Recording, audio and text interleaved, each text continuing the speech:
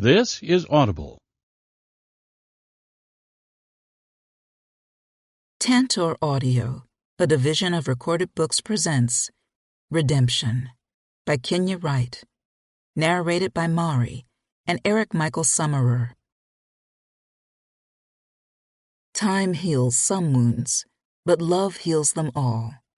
Machona Duilayo. Prologue. Daddy is home. Ebony. I stared at the picture of my beautiful family. While we were at the mall, we all jumped in a photo booth and took several silly pictures. Just my 3 kids and me.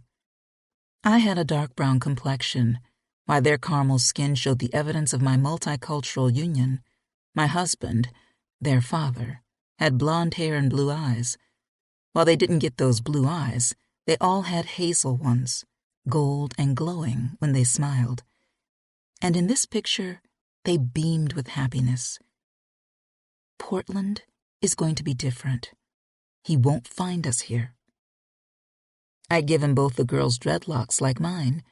While I had long black locks, my oldest daughter, Kiara, had sandy blonde ones, and my youngest were light brown.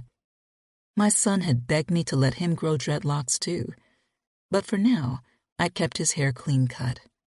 It was enough to make sure I twisted the girls on my own hair each month. I would wait for him to get older before adding him to the locking lineup.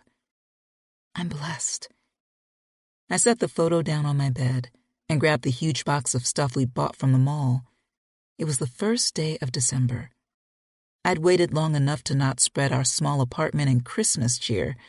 It had been a long time since I'd been able to release my madness for this holiday. Finally, this year, I can go crazy. Okay, guys.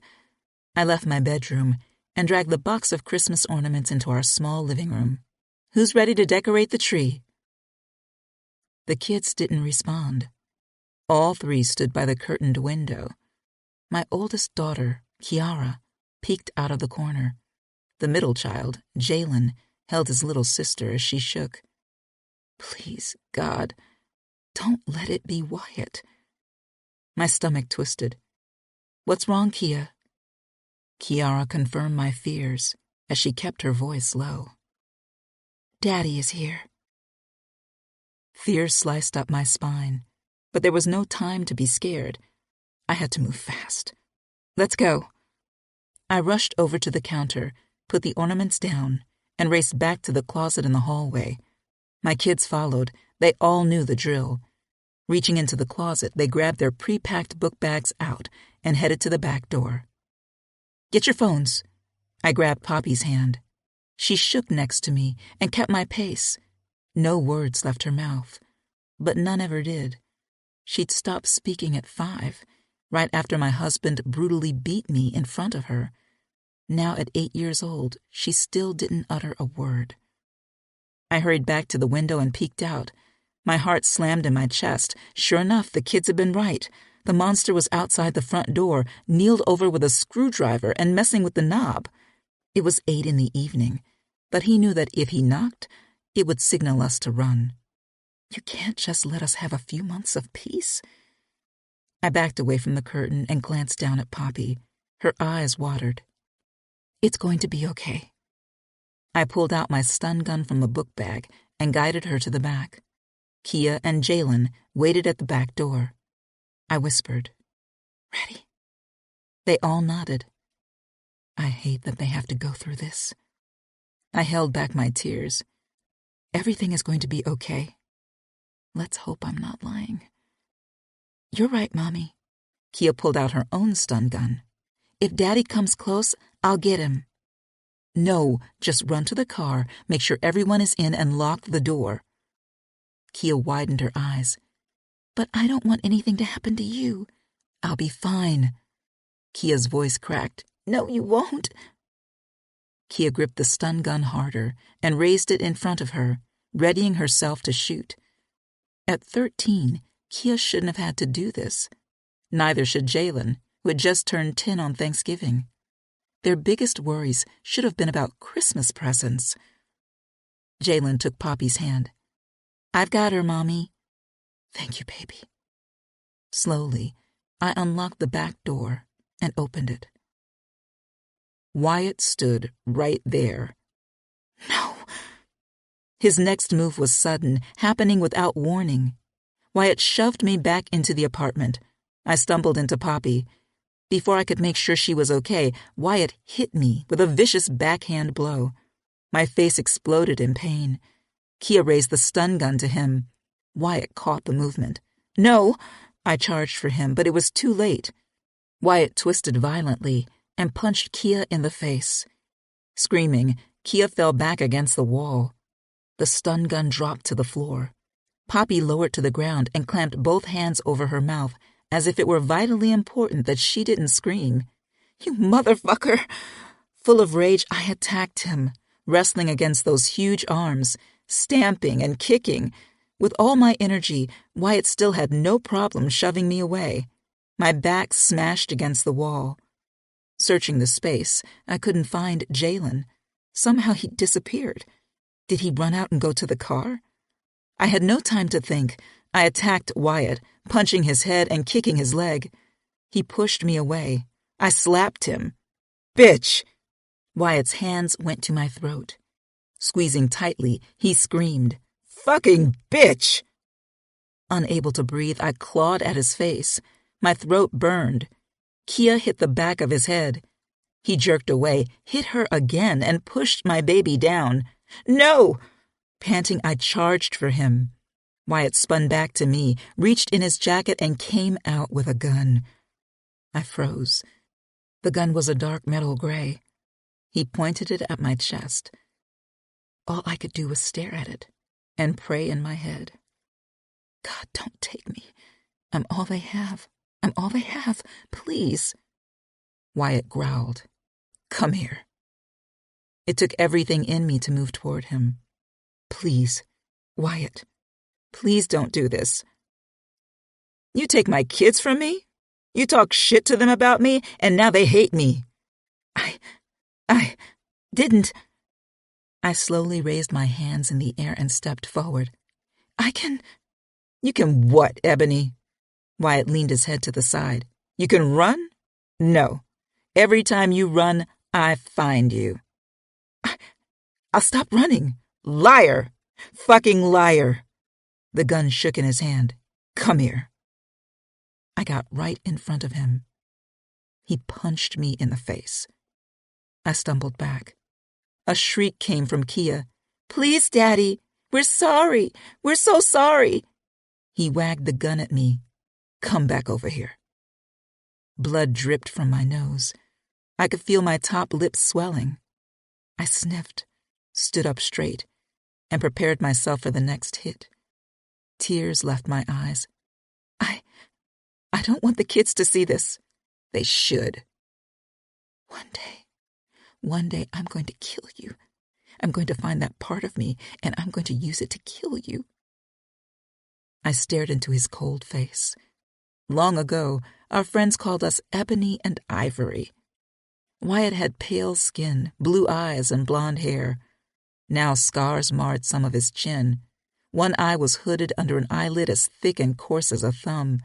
The other was cold and unblinking. He'd gotten the injuries from his time in the military. I stared at the gun. It was a foot away from my chest. Terrified, I took a quarter step forward. You can't run from me, Ebony. His good eye was webbed with lines. The right eye blinked. He moved toward me and pressed the gun between my breasts. Are you scared? Yes, I shuddered. Good. The metal was pushed harder into the softness of my flesh, crushing the side of my breast and pulling my nipples sideways. I should shoot you right here. A strained cry came from Kia. Then she went silent. Please don't, I begged. I should. I stood immobile with horror. Wyatt moved the gun a little. I swore he was close to pulling the trigger. For a second, I turned my face an inch and stared at Kia and Poppy, fixing their faces in my mind before I died. Wyatt growled. What should I do? I gritted my teeth through the pain. Let's go in the back. He gazed down at my breasts. Where's your bedroom? Last one down the hallway. He turned his attention to the girls. Y'all go in the living room. Daddy brought presents, too. They are in the car. I'm not mad at you two. Just your mama. Kia kept a straight face. Poppy had gotten into her big sister's arms. I nodded. Go ahead. Kia widened her eyes. I knew she wanted to dispute it. I shook my head. Wyatt looked around. Where's my boy? Kia kept her mouth shut. I think he ran into his room. I hoped Jalen had rushed off to the car to wait. Somehow, I'd get out of Wyatt's grip. Kia knew that as soon as I went into the bedroom with her daddy, she should take Poppy out to the car, too. The girls left the hallway, but kept their bags with them. Even seconds later, the sound of the television was not heard. They would be waiting for a time to run. Escape was always the plan when it came to their daddy. Survival would be the only thing on their minds. There would be no family time, no reunion. 3 years ago, I'd had enough of the abuse, and although I couldn't figure out how to properly hide from him, I would never accept defeat. We would always run, always hide, always fight back when we could. As if he heard my thoughts, Wyatt brought the gun to my face. Don't even think about it. I remained silent. Where's Jalen? I swallowed. I don't know. I think he went. He pressed the tip in the center of my forehead and then dragged the cold metal along the arch of one of my eyebrows. I didn't move. Not an inch, too afraid to even breathe. Wyatt glared. Where is he? I swear, I don't know. I don't trust you. Did he go get help from someone? We don't know anyone here. He slipped the gun down my forehead and traced the curve of my nose. I know. I've been watching. You keep to yourself. You better. How long have you been watching? 2 days. I shivered. He moved the gun's tip under my nose and then pressed it against my top lip. Open your mouth. I did. He pushed the gun between my lips. I missed you. I kept my mouth wide, not even letting my teeth clamp onto the metal. Screams rose inside my head. I did my best not to gag on the bitter taste of the weapon. For now, he held the power. One pull of the trigger and my head would explode into bits and pieces. Wyatt stared into my eyes. Did you miss me? I couldn't speak, so I tried to make a sound that resembled a yes. Liar. He pushed the gun an inch deeper into my mouth. The tip sat on my tongue. Whimpering, I rose on my toes, trying to take the weight off my throat. He pulled the gun out and wiped off my saliva with his shirt. Show me your bedroom. Panting, I hurried off and counted my blessings that he'd forgotten about Jalen's whereabouts. For now, Wyatt would be ready to stick his dick inside of me. I didn't know if I could go through with it. If he puts the gun down, then I can do something, bite him, scratch his damn eyeballs out, anything. An eagerness laced Wyatt's voice. Hurry. I increased my pace, got to my bedroom, and opened the door. He followed, slammed the door behind him, and closed it. Take off your clothes. Remember, you know what to do. You've practiced it over and over. You can do it. Not undressing, I inched back to my bed and lowered to my knees. I'm sorry for everything. He beamed. His whole face brightened as if I'd given him a present. Long ago, that expression had warmed my heart. Now it brought disgust, twisting my stomach and making me want to vomit. Please let me make it up to you. I held my hands into a praying position. I'm so sorry. I won't run again. No? He walked over, set the gun on the nightstand next to the bed, and unbuckled his pants. You said that before. I run when I'm scared. Not true. If you were really scared of me, you wouldn't run. I'm sorry. I looked down at the floor as he came closer and finished undoing his pants. How are you going to make it up to me? He pulled his dick out. Huh? How are you going to say sorry? Cold fear filled me. I raised my head and opened my mouth. That's right, Ebony. He grabbed the back of my head hard. I widened my eyes and looked up at him. You bite me, and I'll fucking knock out all of your teeth. I won't bite. He licked his lips. You better not. Don't throw up. It'll only be a little bit. My body went numb as he slipped his hard dick between my lips. As soon as he groaned, I slid my right hand under my bed and grabbed the knife. There you go, Ebony. He pushed deeper between my lips and then slipped his dick back, slowly fucking my mouth. Don't throw up. You can do it. You can do it. Oh, Ebony. Wyatt groaned. I missed you. Mouth full of his cock, I watched him. He fell into ecstasy, rocking his hips and pumping his disgusting dick into my mouth. As soon as he closed his eyes, I raised the knife up, quickly pulled my mouth away, and slammed it into his dick. Blood sprayed on my face. Ah! He roared in pain. The knife remained lodged at the center of his crotch, not exactly splitting his dick, but definitely piercing the top of where his length met his body. He screamed in horror, staring at it with shaking hands. You bitch! What did you do? He staggered and whirled around, appearing unsure of how to fix it. I ran for the gun, picked it up, and pointed. And then my bedroom door opened. Jalen entered with a bat. I didn't think my little boy even saw what was going on. All he did was swing at his dad. Jalen struck him in the back. With his pants half down, Wyatt fell to his knees. Kia rushed in next with the stun gun, pulled the trigger, and shocked Wyatt in his temple. Okay. I yelled at them and pointed the gun at Wyatt. Get in the car, guys. Hurry. They didn't move as Wyatt groaned in pain. Kia glanced at my gun, then at Jalen. What was going through their minds? Did they think I should shoot him? Could I? Poppy entered the now silent room, holding her teddy bear. Get your stuff. I trembled. I'm gonna die here. Wyatt's hands shook as he tried to pull at the knife. Call 911. Kids, you see what she's doing to Daddy? Help me. Kia grabbed Poppy and they raced away. Jalen continued to stare at the gun in my hand. Go ahead, baby. A tear left Jalen's eye. Then he rushed away. You're not going to leave me here. Wyatt glared at me. I'll die. Ebony, don't do this. He lied. As much war as he'd seen, he would know what to do. He would figure it out. And in the end, it wouldn't be so bad if he died. I inched away. Leave us alone. Ebony!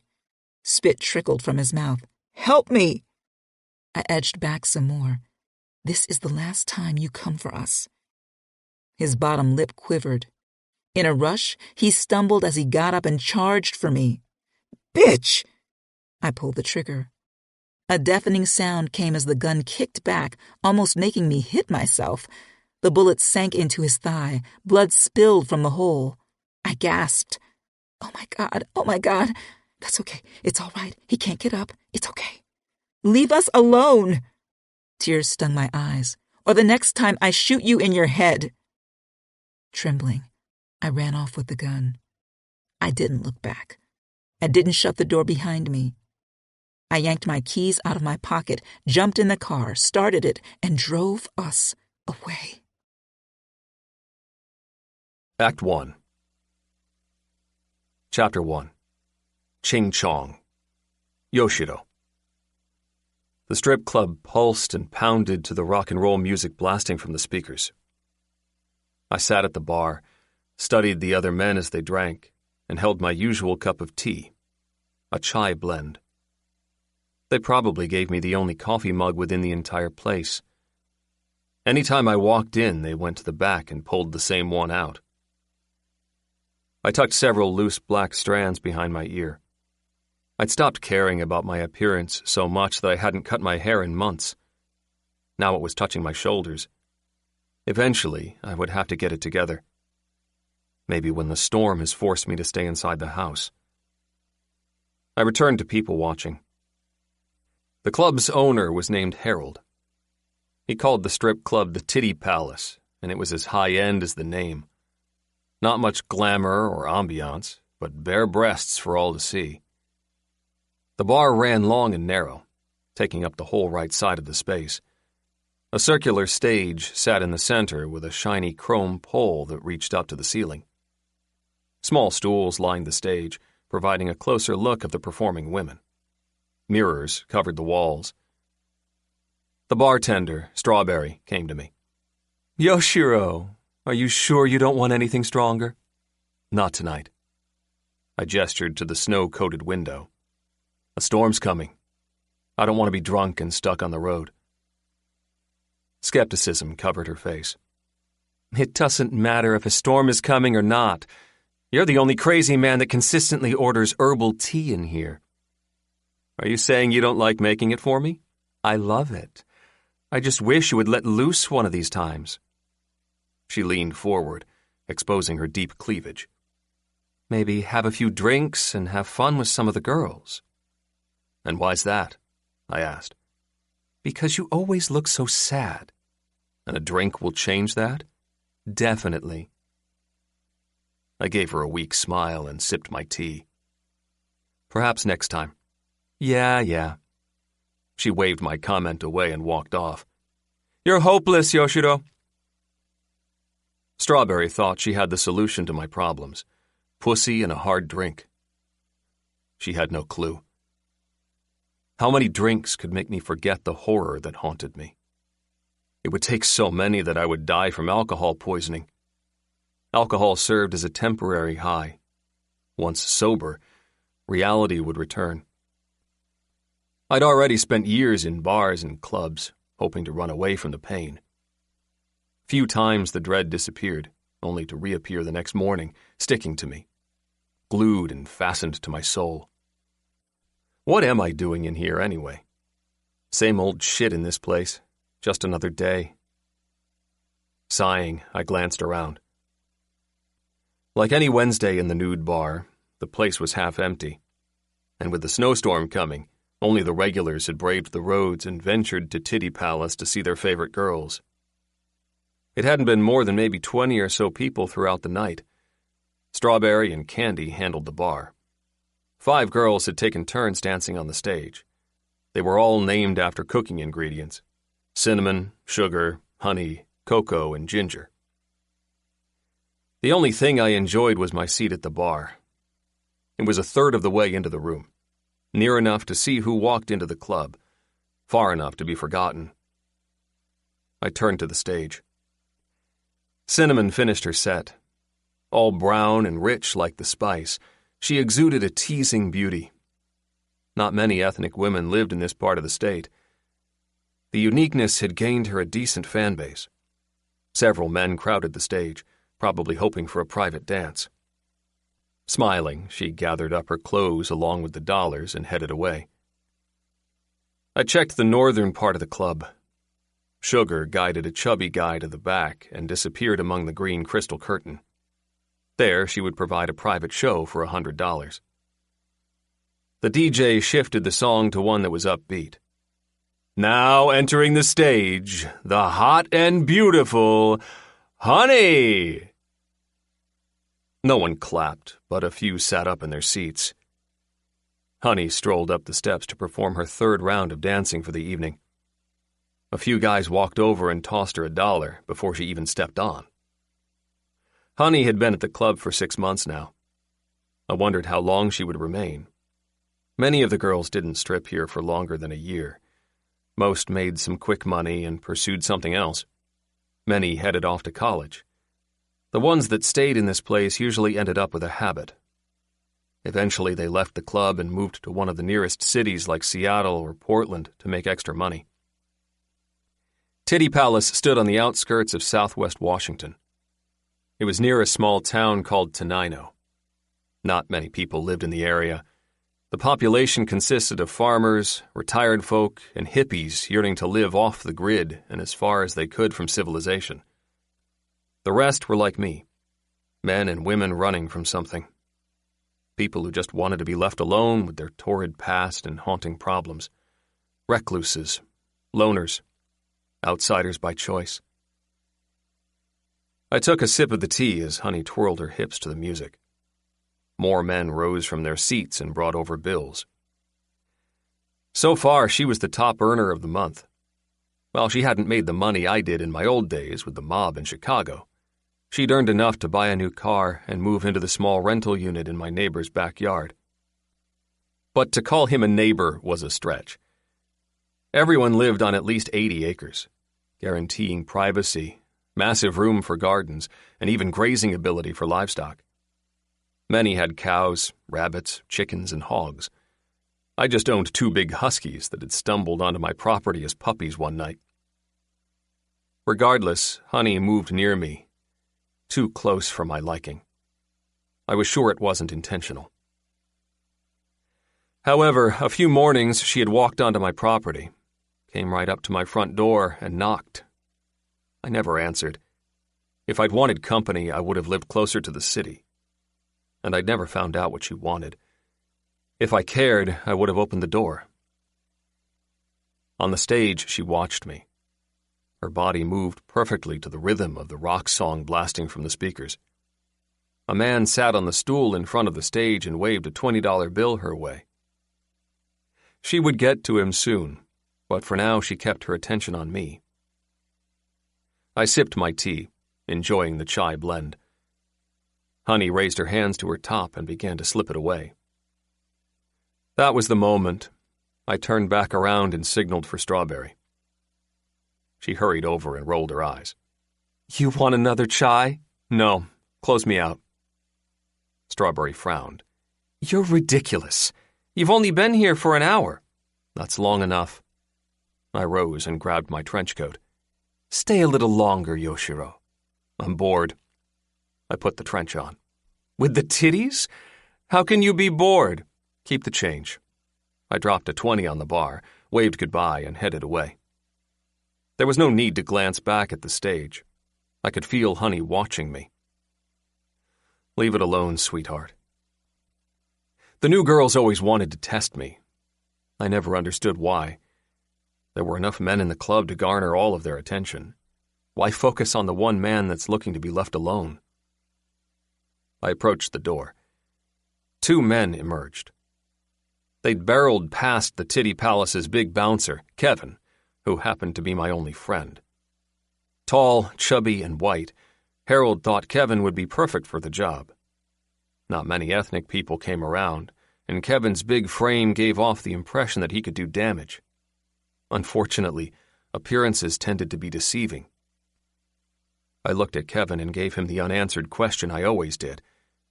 "You need my help?" With a grim expression, Kevin shrugged. I waited to assess the situation. I'd never seen the men before. They had a different attire than the regulars.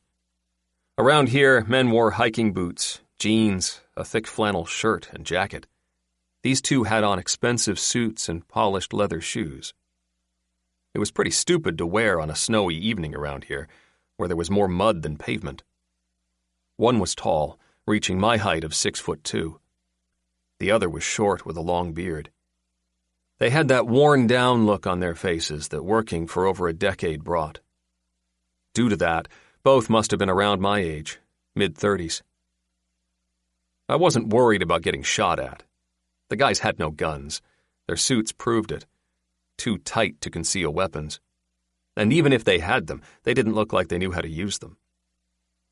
Kevin glared at the guys. "Hey, you 2 have to pay." Ignoring Kevin, they continued on. I got in their way. "What's going on?" They exchanged looks, and then laughed. Kevin got to my side and helped me block them. "They want to see what the women look like first, before they pay." I shook my head. "That's not the rules. You pay, then enter the club." The tallest one looked me up and down and snorted. "Are you the owner or something?" "Don't worry about that." I gestured to Kevin. "Pay him. Now." The short, bearded one scowled. Or what, Chinatown? I'm Japanese. I stepped closer to him. So, cut the Chinatown shit. He backed away. Don't matter to me what you are. You all look the same anyway. Pay him. I studied both of them. I'd seen their kind before. A narcissistic arrogance radiated off them. They were the sort of men that always got their way. I sniffed the liquor on their breaths. With the arrogance and liquid courage, they could be a problem this evening. Neither spoke as they watched me. And I knew what they saw in my eyes. That I wouldn't back down if they pushed it. That I hadn't broken a leg or shot a gun in a while and had been hungry to do it. That I enjoyed triggering pain in douchebags like them. That I often dreamed about torturing some and smiled as I did it. Both backed away. The tall one reached into his jacket, took out his wallet, and gave Kevin the money. Here, man. We're just trying to see pussy, not fight. Too bad, I winked. I was hoping we would have some fun. Suddenly, the bearded guy wasn't so bad.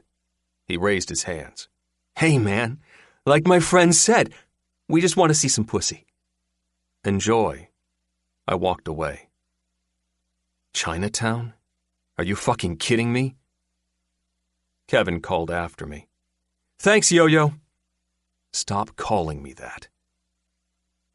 I shook my head and left the Titty Palace. Kevin knew me from my old life in Chicago. We grew up together. It all started in second grade during one lunch break. On the school's playground, he'd snuck in a Spider-Man comic book. I'd stolen gum from the store that morning. We bonded over superheroes and candy. Time passed. We grew up and remained tight. Although I hung with roughnecks and he became a nerd, we met each week with the same two things that connected us: comic books and candy. High school came. I dropped out and worked for the mob. Kevin's mother died. His father worked 2 jobs. They still remained broke. Every now and then, I gave Kevin money to help me out on small jobs. I used him a lot. By then, he was a computer whiz, able to get any address or hack into anybody's phone. Jocks used to bully him. It took one time of me coming up to his school and breaking the wide receiver's leg. After that, Kevin had no more problems. If someone wanted to find me, they could go to him. Years later, when I had to run from the mob, I took Kevin with me. By then, he'd buried both parents. Not much of a life. He worked at a small tech company that gave him a janitor's salary. No girlfriends or other buddies. After me, his computer served as his best friend. But most important, the mob knew how tight we were. Allowing them to kill Kevin wasn't an option. They had already murdered enough of the people I loved. Kevin ran out of Chicago with me. We landed in Tenino. After a week in town, I bought my huge property. He'd stayed in one of the many extra rooms in the massive house. Once he found the bouncer job at the Titty Palace, he saved up enough money and moved to a small apartment closer to the club. Thanks, Yo-Yo. Kevin knew I hated that nickname, but he could never stop himself from letting it slip out that fat mouth. My mother had named me Yoshiro. It was Japanese for good son. I still didn't know if I'd ever earned that name. My father had been a well-respected doctor in Japan. Due to war, they'd immigrated to America. His medical license held no worth in this country. The best job he could get was selling almost rotten fish on the side of the road in Chinatown. It turned my father into a drunken, angry man. He became an abusive drunk. Too many times I watched from the shadows as he beat on my mother. As a kid, I didn't do anything. Still, the anger for him rose inside of my young soul. I took that rage out onto the streets and within my school, constantly fighting and getting kicked out for bad behavior. My teachers expected the Asian stereotype, a nice, quiet nerd that was good in math and science. They told me to stay away from the black kids. That made me hang with them more. By my teens, I stopped going to class and started hanging with a group of rough Italian knuckleheads. That was when the mob found me. They started me as a runner, their little bitch servant. I took things here and there, money, drugs, and small packages of guns. Later, I held my own during a tough delivery, shot someone, and broke another's leg. Everything changed from then on. They gave me a gun and told me to kill a guy named Fat Leroy. The man kept many guards around him, but wouldn't be so worried about a tall, skinny Japanese kid bringing him a Chinese food delivery. I asked Kevin to hack into Fat Leroy's security cameras and shut them off when I entered the building. Fat Leroy was the first person I shot and killed. My father was the second. I did it the same night and with the same gun. The next morning, my mother sat over my father's dead body, crying, and the top boss of Chicago, Seymour, paid me a visit. Nothing else was the same. The next day, my mother left Chicago. I assumed she went to live with an aunt. None of them answered my phone calls. I never saw my mother again. I don't think she ever forgave me. And I was no longer Yoshiro. At first, the mob called me the Jap. Then it shifted to Tokyo Yo. That was too long for most, so everyone started saying Yo-Yo. After several years, I became the highest-ranking Asian American in their organization. They gave me more jobs and money. But in the end, none of it was worth it. I lost all that mattered. Shutting the Titty Palace's door and even the memories of the past behind me, I gazed up at the dark sky. The weather had shifted to a whole new dimension. Fat, lazy flakes fell down around me. The temperature had already dropped fast.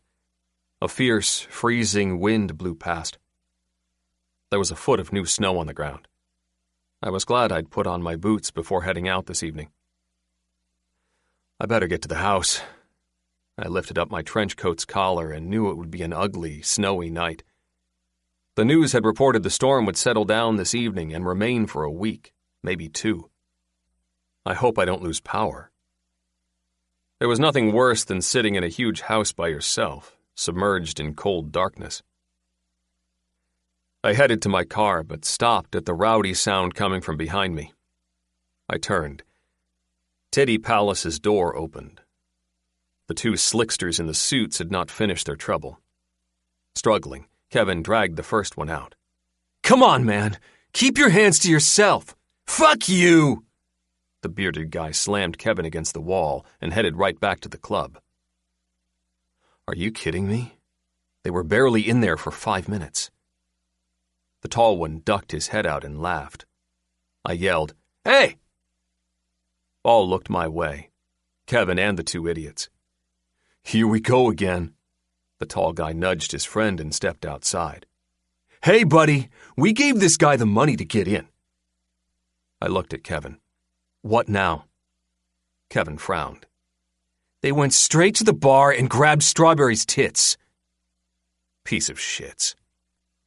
The tall one pointed at the sign. "It's the Titty Palace, not the House of God." I shook my head at Kevin. When he'd gotten the job, I knew he would suck at it. Half of the reason I came to the strip club every week was to look out for him. The manager saw a big, tall guy and assumed Kevin could hold his own. Too bad Kevin's specialty dealt with computers and nothing more. Kevin only did good at the Titty Palace because he usually dealt with a few rowdy drunks here and there.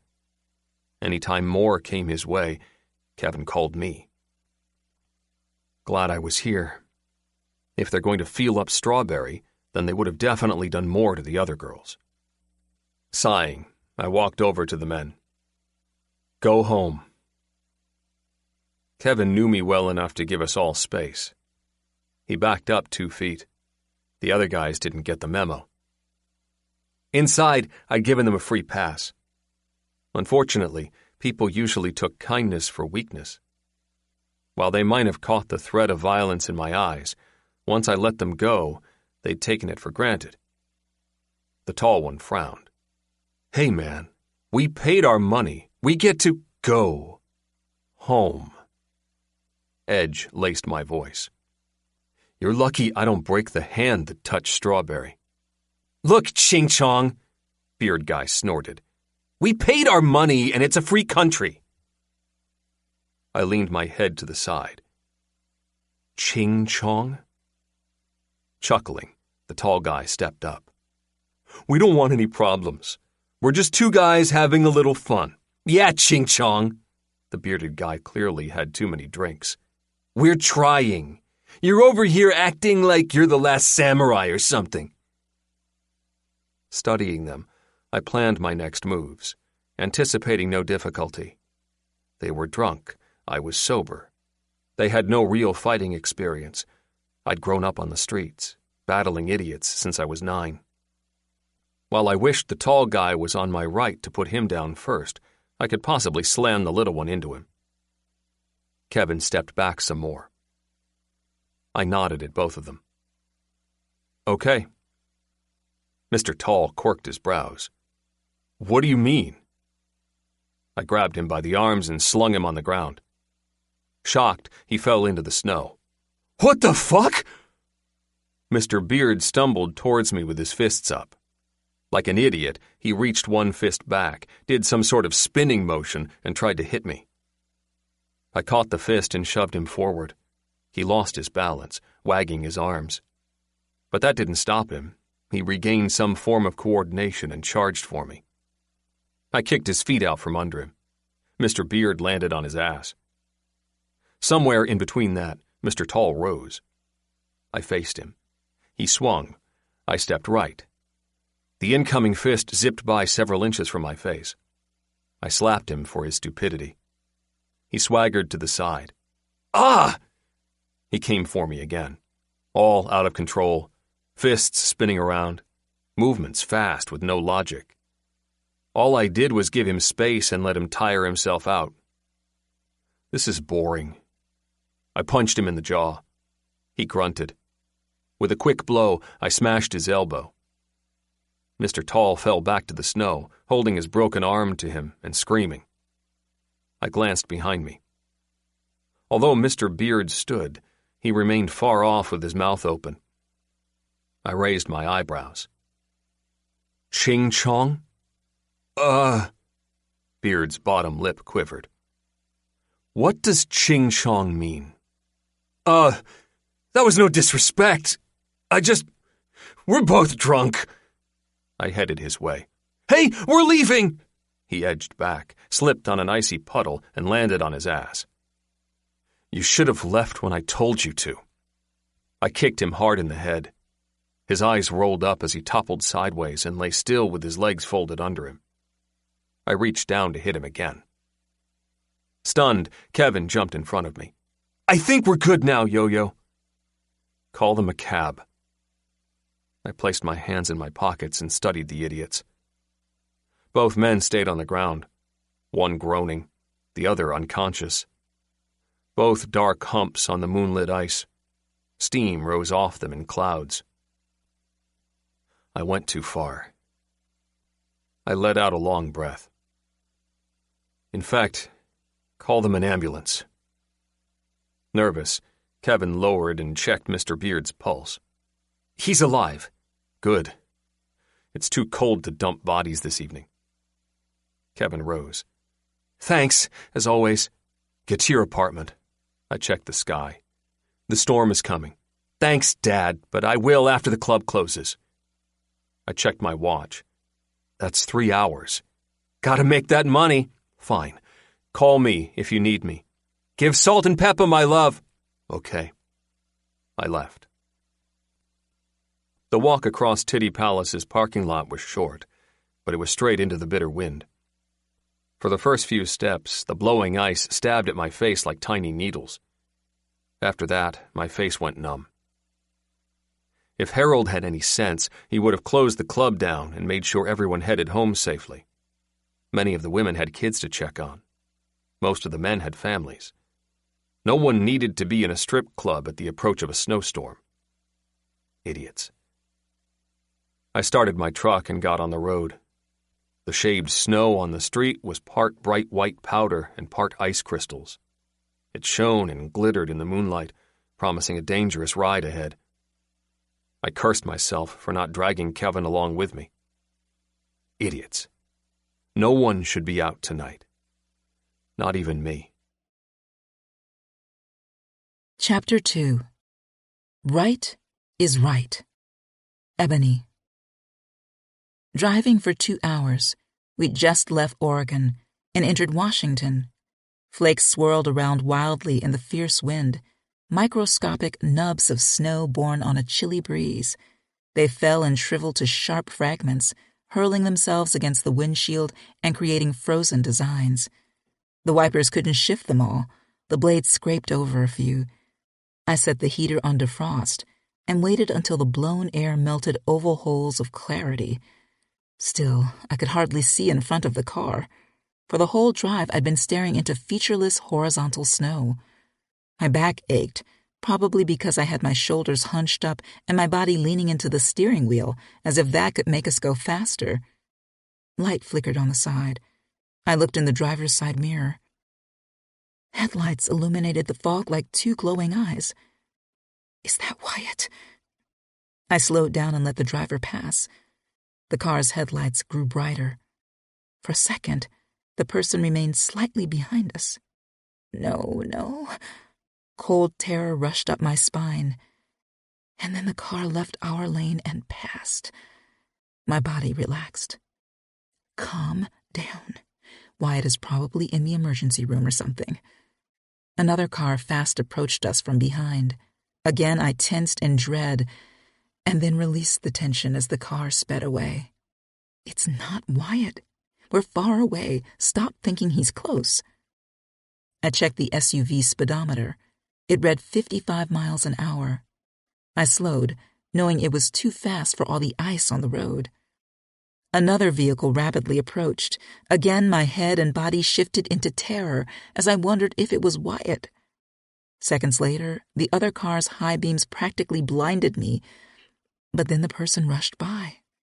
Come on, calm down. Besides a few cars, we were pretty much the only morons on the road. This wasn't safe. I should have pulled over, but I had to get away.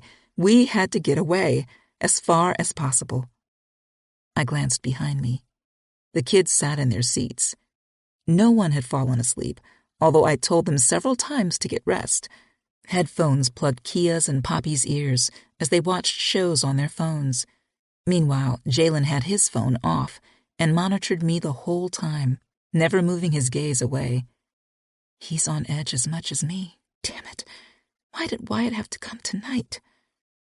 I caught the tears before they ran down my face. The last thing Jalen needed to see was more hysteria. I had to keep a strong front. Still, my head ached, and a weariness came over me. We have to find somewhere to rest. I had no idea where we were going. It seemed like Wyatt would be able to find me with no trouble. How the hell did he find us this time? I thought back to what Wyatt had said. We don't know anyone here. He'd slipped the gun down my forehead and traced the curve of my nose. I know. I've been watching you for a few days. You keep to yourself. You better. How long have you been watching? 2 days. I hadn't used my credit cards in years. Last week I found the rental place on Craigslist and used a fake name since they didn't require a lease or identification. All they wanted was cash. There shouldn't have been a problem. I didn't even call my friends, sure that one of them was telling Wyatt where we were going. Thank God I made my money from books under a secret pen name. The money went to an online money exchange system. I could do withdrawals and deposits from anywhere. Wyatt had no idea about my writing. No one did. The last year we were together, I kept it a secret, knowing he would make me stop. Under the anonymity, I was free to write anything I wanted. Therefore, I kept it from my family and friends. Only the kids knew, although they had no idea what my pen name was and couldn't name a title. But they knew those small royalty checks kept us clothed, sheltered, and fed. How the hell did he find us? I didn't call Charlene or Wendy this time. The only time I picked up my phone was to... My body went still. 3 days ago, I called Mom. Damn it. That can't be the one. Mom had asked for the address to send presents. No. It couldn't have been my mother who told him where I was. She knew about the abuse.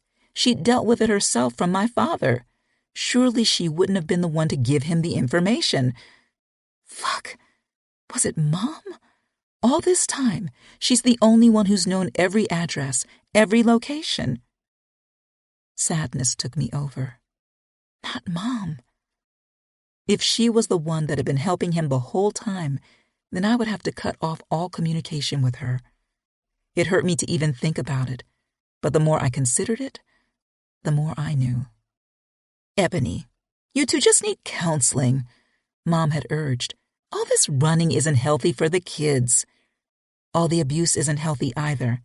I'm sure he's not hitting you all the time. There has to be moments when things are, Mom, it doesn't matter how many times he's hitting me. Ebony, listen to me. I've been on this earth longer than you. The kids need their father, and this world is cold and lonely as a single mother. You need your husband. Mom, you both should go back to church if you just, Mom, I have to go. Okay, baby. Just let me know where you are when you get there. I worry so much. I will, Mom. Send me the address. I love you, Ebony. I love you too. The next day, I texted her our new address. She did it. Who else could it have been? I felt more alone than I'd ever experienced in my life. The truth had been right there in my face, in all those phone conversations. While I knew she didn't agree with us running around, never did I think my own mother would help Wyatt find me. I tried to ease the pain with logical thoughts. Mom never saw him hit me. She always thought I was over-exaggerating. She never knew how much. Never mind. It doesn't matter. She shouldn't have helped him. She should have trusted me. Still, it was hard to forgive her. I checked the rearview mirror. Kia had looked up from her phone and was now watching me with Jalen. What the hell am I going to tell them? Not only must we run from your father, but we can't call Grandma anymore either?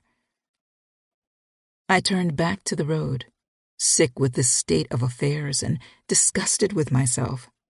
My kids didn't ask to be born in such a shitty situation. Hadn't I tried to make it better? Wasn't I doing the best I could? If both of those things were true, then why did we keep getting knocked down in life? My eyes watered. I reached up and wiped away a tear, brushing against the bruise on my cheeks. I'd noticed earlier that I had a black eye. Also, my nose and bottom lip were swollen. Kia whispered from the back, Mom? I cleared my throat. Yes, baby? I can drive a little and give you a break. A weak chuckle came. Kia, you don't know how to drive, baby. I know how to back out of the driveway. There's more to it than that, baby. I gave her a sad smile. Get some rest. Everything will be fine. Everything will be fine? No, it won't. I shot him. I stabbed him. When he sees me again, he'll make me pay for it. He may kill me. How many times had I been saying that everything would be okay, when I knew it was all a lie? But what else could I tell them? What more should I say? Did they deserve the raw truth, the utter hopeless reality? Should I have told them that the world was a rugged and jagged place, and that day to day we, as humans, all walked around the hard edges, trying not to get cut and bruised? Should I have told them that, most of the time, we did get injured, and that no one really cared about our shattered hearts? No one could comprehend our pain. Mom's helping him. My friends don't want any drama their way, so they barely answer my calls. His family doesn't believe me. We're all alone, kids. Nothing will be okay. Jalen disrupted my thoughts. Do you think Daddy is following us? No. I shook my head. I keep looking back. His car isn't there. And besides, Kia spoke up, we flattened his tires. That's right. I nodded. We'd punctured the back two with the sharp kitchen knives I kept under my driver's seat. Hopefully, that would buy us some days, along with him having to go to the hospital to deal with those injuries. Maybe we would have a good week for a head start. I should have killed him. But what would that do? While I can run from him, I can't run from the police. Who would take care of my kids if I went to jail? Mom has shown that she's not to be trusted. I hoped in the future days to come that not killing Wyatt wouldn't be my biggest regret. At some point, he would have to give up and let us live our lives. But will he? Why can't he just let us go? I continued to focus on the road. This storm had been threatening to hit since I was an hour outside of Portland. I had no idea where I was heading, but it had followed us. Staying in Seattle would be too easy of a guess for Wyatt. It would be his first one, in fact. He knew I preferred city life to the countryside. Wyatt and I had lived in Los Angeles. Then I'd ran 3 years ago, going north every few months. Each time he found me, I crept further north. He'd found us all throughout California and Oregon. I'd hoped to go further east today, but the storm was ending those plans. Where should we go now, God? Can you hear me? Are you leading me, or is it the devil? Minutes later, the snow and wind shifted to more intensity. My windshield wipers couldn't keep the window clear anymore. I was now the only car on the highway. The snow grew heavy. Soon I would have to find a place for us to stay. I swerved a little as my tires slipped on ice. Shit, this won't work. I have to get off the road. The next exit sign announced a town called Tenino. I'd never heard of the place. God help me, take me somewhere, please. An ache filled my heart. The exit appeared. I slowed the car, took the exit, and kept my eyes on the road. There has to be a hotel around here that will take cash. Fuck. First I need cash. Downtown was a ghost town. No one was stupid enough to be out, but us. There was nothing and nobody on the roads here except snow. Snow on the ground, snow in the night air, snow every fucking where. The world grew slow, silent, and white with snow. Thank God the SUV was warm, safe, and solid. A gas station appeared on the right. I took my time turning us in. A closer look, and the place appeared more like a 2-level house with some pumps in front of it. Damn, this must be a really tiny town. I stopped in front of the pumps. A sign at the top announced that I had to go inside to pay. I blew out a long breath. Okay, guys, I'm going in the store. Anybody have to go to the bathroom? Everyone nodded. I doubted they even had to pee, but after an episode with Wyatt, they never liked to leave my side. All right, let's go. I got out of the car. They followed from the back. We all braved the cold wind and snow. Flakes pelted our faces. Once we made it inside, I realized that the gas store had definitely been a house long ago. There'd been some renovations, but we were clearly standing in what used to be a living room. There were still shelves for chips, water, and other snacks, but no refrigerated areas or other shelves to hold more. A sign in the back pointed to a male and female bathroom. Okay, you all go to the bathroom. I gestured that way. When you get back, pick some snacks. Kia took charge. Jalen, wait for me after you get out of the bathroom. Don't just run off. Jalen rolled his eyes, but kept his pace. Poppy held onto her sister's hand. I turned to the cashier's desk and noticed the woman sitting there for the first time. She must have been watching us since we'd entered. A small black and white TV sat on her side.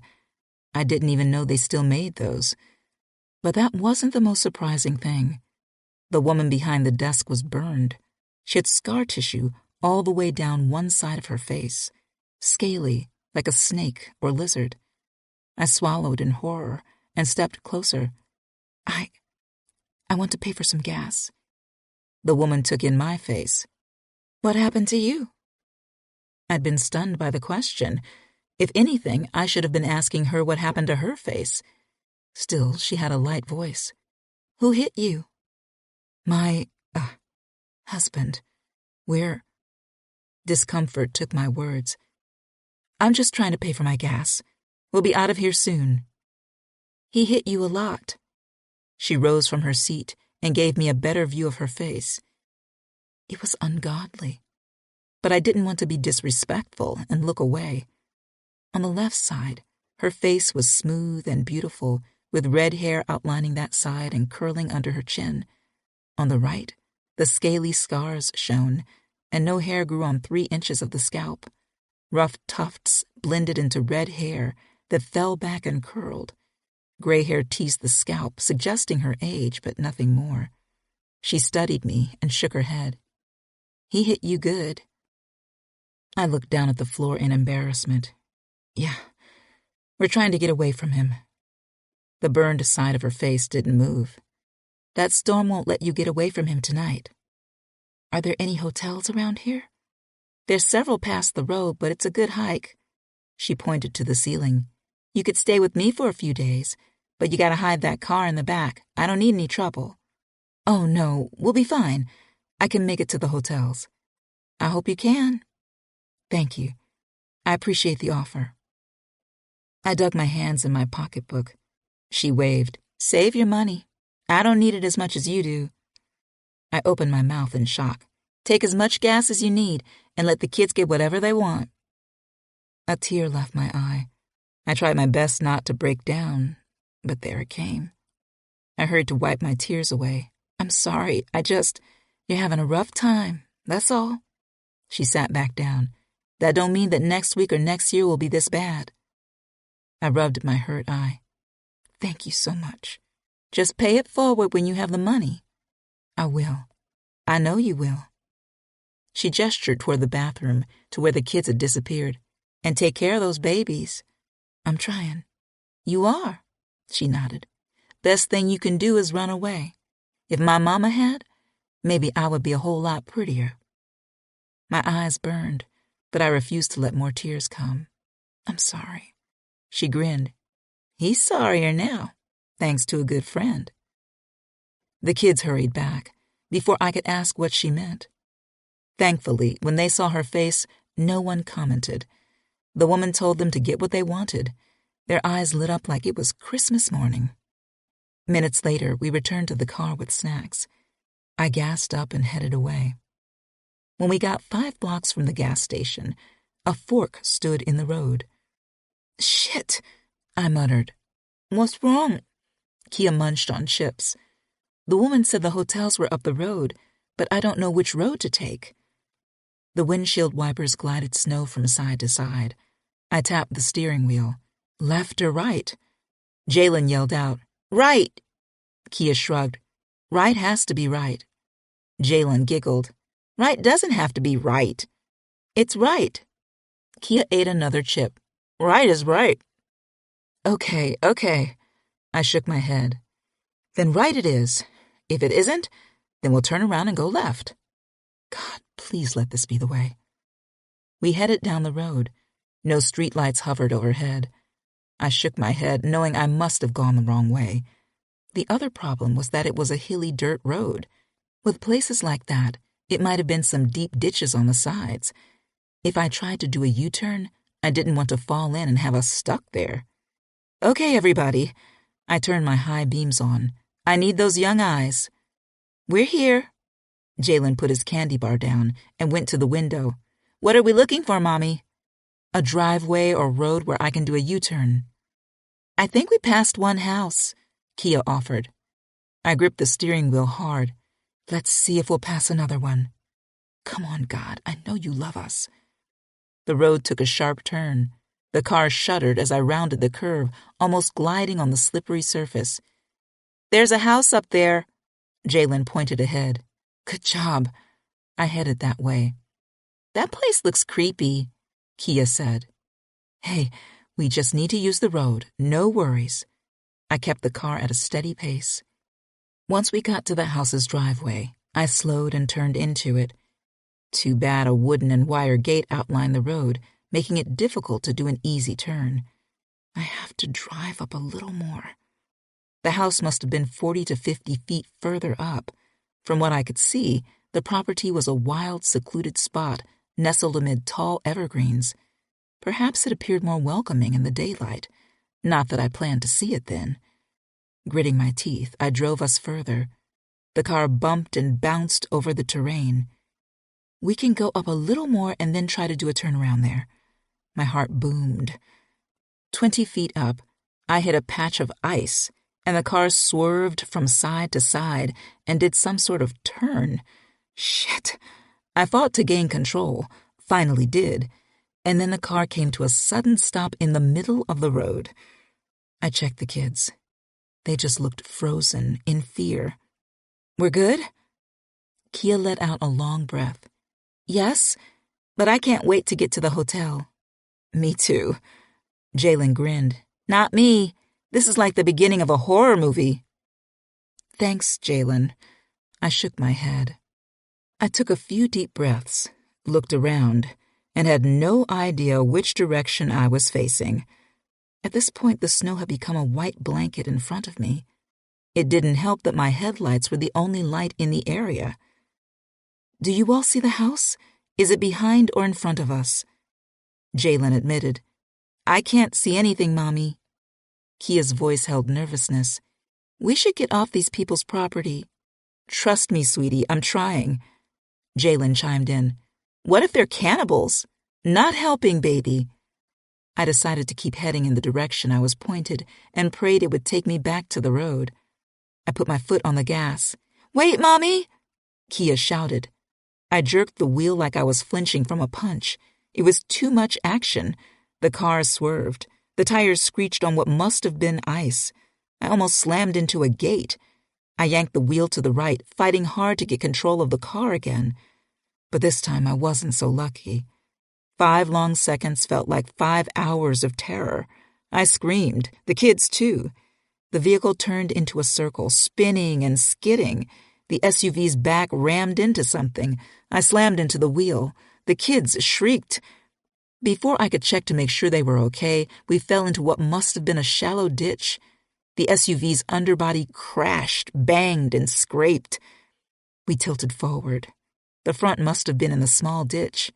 The engine stalled out, and there was no sound beyond hot components hissing against the snow, and the air brake gently exhaling, and my kids screaming, gasping, and then going silent. All I could do was sit there, frozen, angry, and utterly giving up. "Mommy, I'm sorry," Kia whispered in the cold darkness. "I was just trying to tell you that we were going toward the house." Jalen mumbled. "Doesn't matter now." "Shh. Give Mommy a minute to think." I tried to regain my breath and think of the next plan. The car had to be totaled. It was cold and snowing outside. Only God knew whose property we'd crashed onto this evening. And then, loud barking ensued somewhere far off in the distance. Chapter 3. Unexpected Guests. Yoshiro. In the nightmare, my wife bled to death in my arms. My newborn son lay dead on the ground in front of us, full of bullets. I screamed until my voice went raw. Seymour walked over to me. "You should have killed the family. Now yours is gone. Next time you'll listen when there won't be a next time." I set my wife down and rose. Yo, if there won't be a next time, then there's no need to keep you alive." Seymour's hand came up. He held a gun, a dull black automatic. But he was too close, and I had nothing to lose anymore. I slammed into him, took the gun, and shot him in the head. The bullet crashed into his skull. The sound roared with a deafening zip. And I shot at all of his men. Blood and bone and brain sprayed everywhere. The few that froze in terror died immediately. The ones that raced away got bullets in their backs and heads. For others, I dropped the gun to shallow angles and fired. Bullets went through the back of their knees. Dogs barking mingled with the sound of the men's cries of pain. And then the barking rose and rose until it was all I could hear. I opened my eyes. Sweat streamed down my face. I wiped it away. Fuck. I wished it was only a dream, but it had been my reality 5 years ago. Seymour had been the crime boss in Chicago for many years. He had his hand in everything: gambling, drugs, and human trafficking. He was also my sole employer. For that man, I had done the most unspeakable things. Once I'd shot his own brothers in a graveyard, forcing them to kneel in front of their father's headstone before putting bullets in their brains. 5 years ago, Seymour had arranged the murder of his longtime heroin supplier, Bolo. The only problem was he'd ordered me to kill Bolo, his wife, and 4 kids, all under 10 years old. My son had just been born. I could not take a child's life, no matter who wanted it. While I killed Bolo, I let his family live. Seymour hadn't been pleased. They took my family, since I didn't destroy Bolo's. After killing Seymour and his men 5 years ago, I fled with Kevin to Washington and never looked back. For the first 2 years, I hid out on the property, constantly in fear the mob was searching for me. The only thing that helped was I had a lot of money from all my work with the mob. Kevin found some companies for me to privately invest in, including some new cryptocurrency firm. By the 3rd year, my investments tripled, and I learned that Seymour's crime family had been taken by the feds. They'd been monitoring his operation. In one night, the feds made 130 arrests, confiscated 200 pounds of heroin, and seized $25 million in assets, including $15 million in cash, as well as homes, boats, apartment buildings, jewelry stores, and even the restaurants Seymour used to launder their money in. I was able to rest after that, but still I remained to myself. A recluse out in a small town, never talking to anybody or seeking companionship. Why can't I stop dreaming about that night? My dogs, Salt and Peppa, barked on my side. So far away from civilization, they never had cause to make noise. What's up, ladies? What's going on? Salt and Peppa barked louder and jumped by the window. Pain shot through my head. All right, I hear you. I sank back down on the mattress. I'm coming. Give me a minute, girls. The image of my wife appeared in my head. I pushed it away. They'd killed her 5 years ago. I wasn't sure if I still had the right facial features in my head, even though pictures of her sat on the shrine downstairs. When she was alive, I would paint her all the time. Now I couldn't lift a paintbrush to create her face. She was gone, along with my son. It would hurt too much to see that beautiful face on canvas and know I would never see her alive again. Peppa remained by the window and barked. Salt hurried to me and nudged her wet nose against my palm. I got the message. Kicking the blanket off me, I rose from the bed, grabbed my shotgun from the side, and went to the window. What's the matter, girls? What do you hear? Looking through the window, I squinted. Ice had thickened on the glass. A cold wind rattled against the window. I could barely see, but there was something definitely out there. A black SUV had crashed into the side of the private road leading up to my house. The only reason I could figure that out was all the white snow around it and the blinking light. Looks like some drunk bastard stumbled onto our property. I yawned, put the shotgun down, slung on my clothes and boots. With my jacket on, I picked up the weapon again and headed downstairs. It took me a few minutes to get to the door. When I did, I grabbed a hat off the table and slung it on. Wagging their tails, Salt and Peppa stayed by my side, eager to go on a night adventure. The Huskies had a thick coat and preferred the snowy season over any other. Okay, here we go. I shut on the property's lights, opened the door, and left the warmth of my big house. Let's see who the dumbass is. Outside, the snow fell faster and heavier. White powder blanketed the space.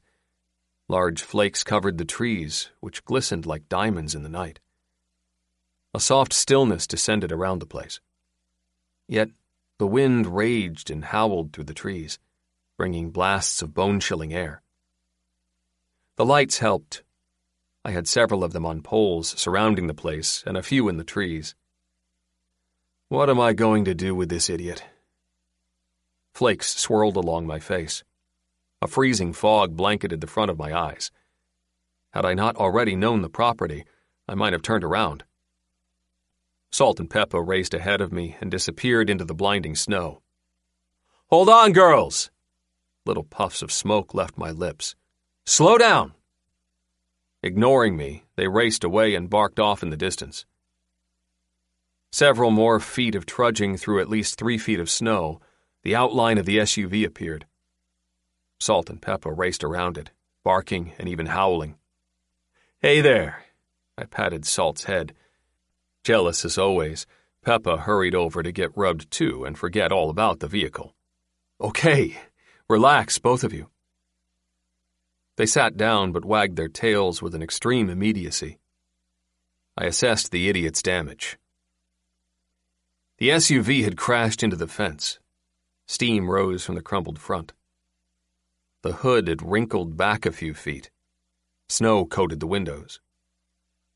I walked over and wiped away some of it on the driver's window. Movement came from inside. I knocked. "Hey, are you all right in there?"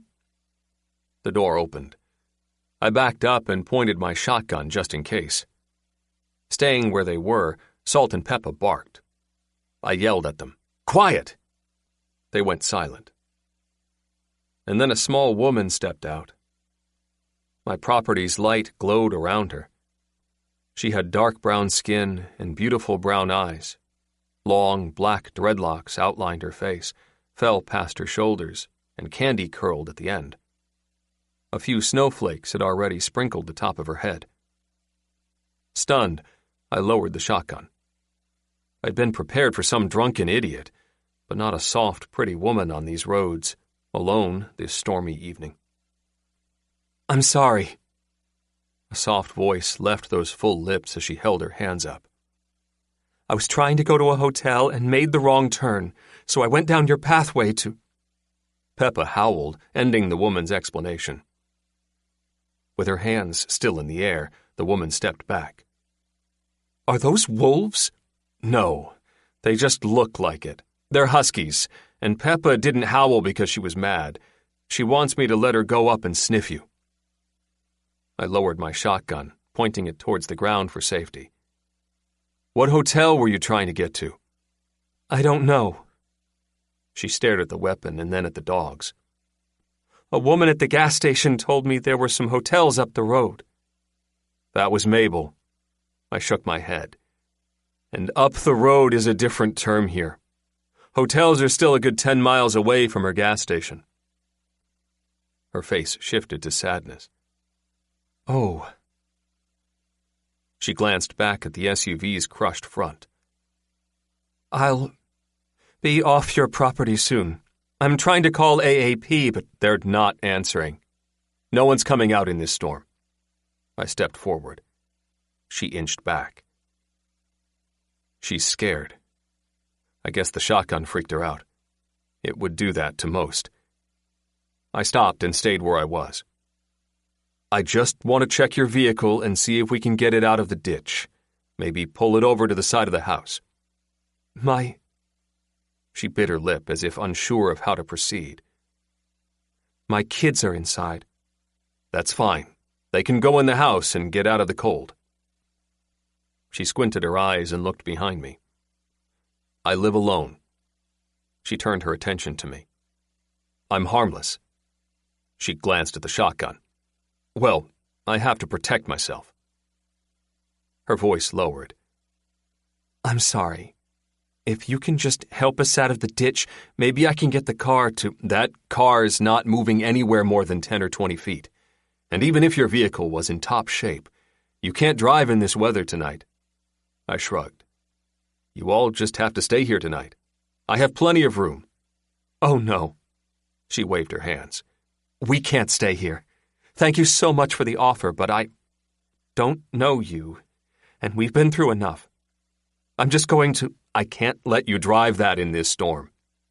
You all will be dead by the morning. I have enough guilt that I'm dealing with. I don't need this, too." She glanced at the gun again. Next, she tilted her head from side to side as if weighing the pros and cons of the situation. I watched her without saying another word. I knew other people would be taken aback, but she seemed terrified. Surely she would be. A crash like this on a snowy night. What was she doing out here with her kids anyway? Where was her husband? She hadn't mentioned anyone coming to help her out, just AAP. What about a family member or at least a boyfriend? What's going on? We both stood there in silence. Even the dogs remained quiet. Snow fell around us. It gave me time to study her more. I shouldn't have, but I let my gaze roam over her body. While she had a big jacket on, it had been opened in the front, exposing the lush swell of breasts pushing up her sweater. Feeling guilty, I stopped any further exploring and turned back to her face. I leaned a little further to assess her. Are those bruises? No. It was hard to tell with the snow coming down and messing with the property's light, but what I knew for sure was that dread and hopelessness covered her face. Damn. I picked up the weapon. She edged away and widened her eyes. Here. I gave her the shotgun. What? Take it. You're scared. I'm cold. Maybe, if you feel safer, we can get the hell out of here. I took a few steps her way and then handed it to her. Shocked, she took it from me. Hold it forward, pointed at me. I gestured to the weapon's back. It's on safety right now. Click it and you can shoot me, although I would like it if you didn't. She shook as she held the gun and pointed it my way. I don't know what to say. Get the kids out of there so I can move the vehicle. I walked over to the opened door. Nervousness laced her voice. Guys, come on outside. Bring your bags. The door opened. 3 small figures stepped outside. 2 girls and a boy. One of the girls was almost as tall as the woman, but not yet. The boy was the next in height. The other girl looked to be the youngest. She stood so close to her bigger sister that they seemed to be melded together. Mom? The oldest girl widened her eyes. Where did you get the gun? He gave it to me. We're going inside. What? The boy looked at the dogs and then me. I extended my hand. I'm Yoshiro. None of the kids shook my hand. In fact, they stepped back and checked their mother's reaction. Nice to meet you, Yoshiro. The woman walked around, barely holding the shotgun correctly. It was more pointed toward the ground. My name is Ebony. This is my daughter, Kia. That's Jalen, and my youngest is Poppy. I nodded and dropped my hand. Are the keys in the ignition? Yes. Back up so I don't hit all of you. Okay? She walked back and the kids followed without being told. In fact, they all moved as one unified group. When they stopped, the kids got behind her. Thankfully, Salt and Peppa only wagged their tails. We didn't get any guests besides Kevin. The dogs had to be eager as hell to play with the kids. I pointed at my furry friends. That's Salt and Peppa. They won't bite. Salt and Peppa? The boy's face shifted from worry to a little bit of curiosity. Like the seasonings? No. I shook my head. Like the rap group. Ever heard of them? He raised his eyebrows. The rap group? I rocked my head and snapped my fingers, hoping to calm the rising tension. You know, push it. Oh, baby, baby. Oh, baby, baby. A giggle came from Ebony. I could tell she hadn't intended on any humor. She'd been on guard, but my attempt at rapping could turn any frown upside down. She stopped immediately and returned to seriousness. The oldest girl, Kiara, tried not to smile, but it came on her face anyway. The boy laughed and shook his head, and the youngest was the toughest in the audience. She just got further behind her older sister and gazed at the dogs. Peppa howled as if to shut me up. Okay. Tough crowd. I climbed inside of the SUV, adjusted the seat to my long legs, and started the vehicle. Luckily, it came on. With some patience and maneuvering, I pulled the SUV out of the ditch and parked it on the side.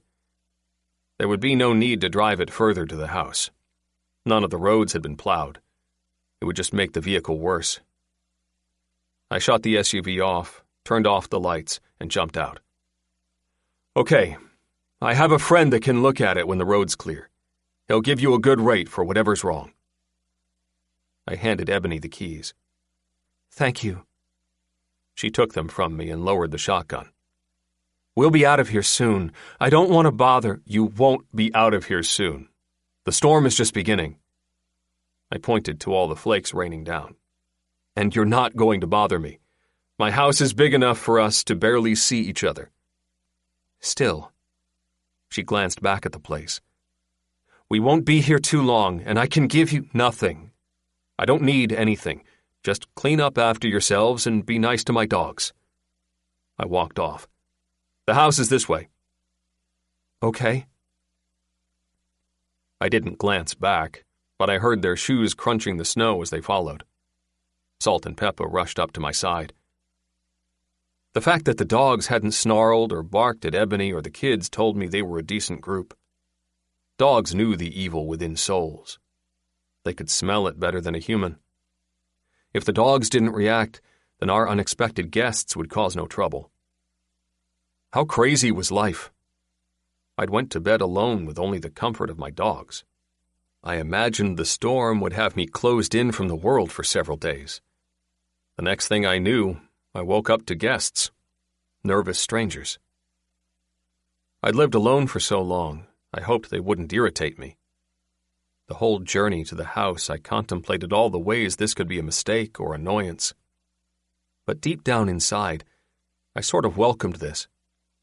Part of me, a small, minuscule part, was just as excited as the dogs. But I didn't want to admit it. To confess that to myself would be to affirm that I'd felt lonely before they came.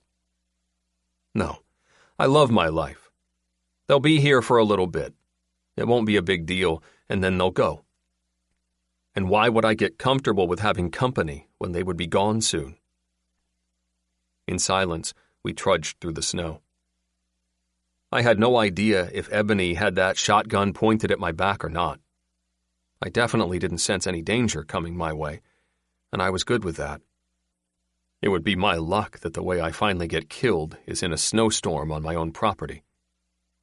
But death by a beautiful woman wouldn't be too bad of a way to go.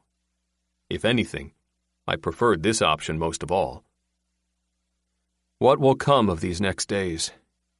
Always the universe surprises me. Chapter 4. Temporary Haven. Ebony. What the hell am I doing? Going into a stranger's house was not a smart idea, especially when that stranger had a shotgun. Yoshiro also wasn't a small man. He towered over me and must have been at least 6'2", destroying my stereotype of Asian men being short. But what did I know about Asian cultures anyway? I shut those negative labels out of my head and continued to study the man as we walked behind him. He had long hair as well as big shoulders and arms under that jacket. Or that jacket had some extreme lining. I doubted it. That must have been all him. He also walked like he could fight, if that made any sense. Each step exuded confidence and underlying danger. With his size and that walk, I didn't even know why he had a shotgun. I didn't think he would need one if anybody bothered him. At least he gave the shotgun to me. If he tries something, I'll shoot him. It'll be the second person I shoot today. Jesus, what am I becoming? But what else could I do? The SUV was wrecked. A snowstorm battled outside. The only blessing to this insane situation was that Wyatt would not be anywhere near. He would never find us, and even if he rushed out searching for us, maybe he would get trapped in the storm and die. I didn't like wishing for someone's death, but I hoped God understood why I prayed for Wyatt's passing. Dear God, am I doing the right thing? With the property lights on, I could see the place better through the snowflakes. The 2-level house stood in a massive lot, casually landscaped, placed somewhere comfortable in the region between natural and neglected. But who knew? Snow blanketed the space. The house itself was low and sprawling, dark cedar siding, dark screens at the windows, big stone chimney, somewhere between suburban modest and big cozy cottage. Most of all, it was very quiet. There are probably a lot of rooms in there. God, I hope this is safe. We have no other option. Lord, please protect us. The kids walked behind me. For the second time that day, Jalen watched me hold a weapon and pointed at a man. What am I teaching my son? What am I exposing to my kids? For their whole childhood, I'd done my best to preach about peace and loving others, and the whole time, tragedy came, and I had to use violent measures. We came close to the house. Several feet lay between Yoshiro, his dogs, and us. I whispered to my kids, "How's everybody?" "I'm cold," Jalen whispered back. "We'll be warm soon." I held the shotgun close. "I think." "He seems nice," Kia said. "I hope so." "I don't think he's going to murder us," Jalen admitted, always in horror movie mode. "A bad guy would have a hook. He doesn't have one." "Oh, shut up, Jalen." Kia shook her head. "Guys without hooks are bad, too." "Yeah, you're right," Jalen nodded. "Daddy doesn't have a hook." My heart ached. "Shh. Let's just go inside and stay safe. Stay close to me." "Okay, Mommy." Jalen walked closer to my side. I checked for Poppy, while she held Kia's hand the whole time she watched the dogs with pure fascination. For some reason, that made me relax. Yoshiro led us to a side door. "Here we go. If you can take your shoes off when you get inside, that would be good. I don't like a lot of puddles on the floor." "Okay." I lowered the shotgun a little, but still didn't put it down. He didn't even glance at it, as if he wasn't worried at all about me shooting him.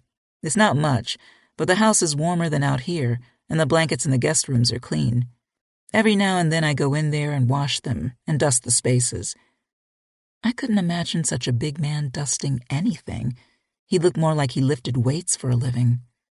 I cleared my throat. "Thanks for having us." Yoshiro opened the door and let us in. "No problem. The circumstances called for it. In storms like this, we all have to help each other out, or we'll perish." I nodded, but was completely uncomfortable with his ease in helping me. We'd been running from a man that was supposed to protect and love us.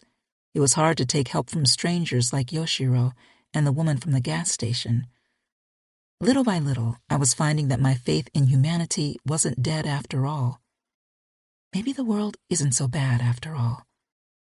We stepped inside, pulled off our boots, and lined them next to the door.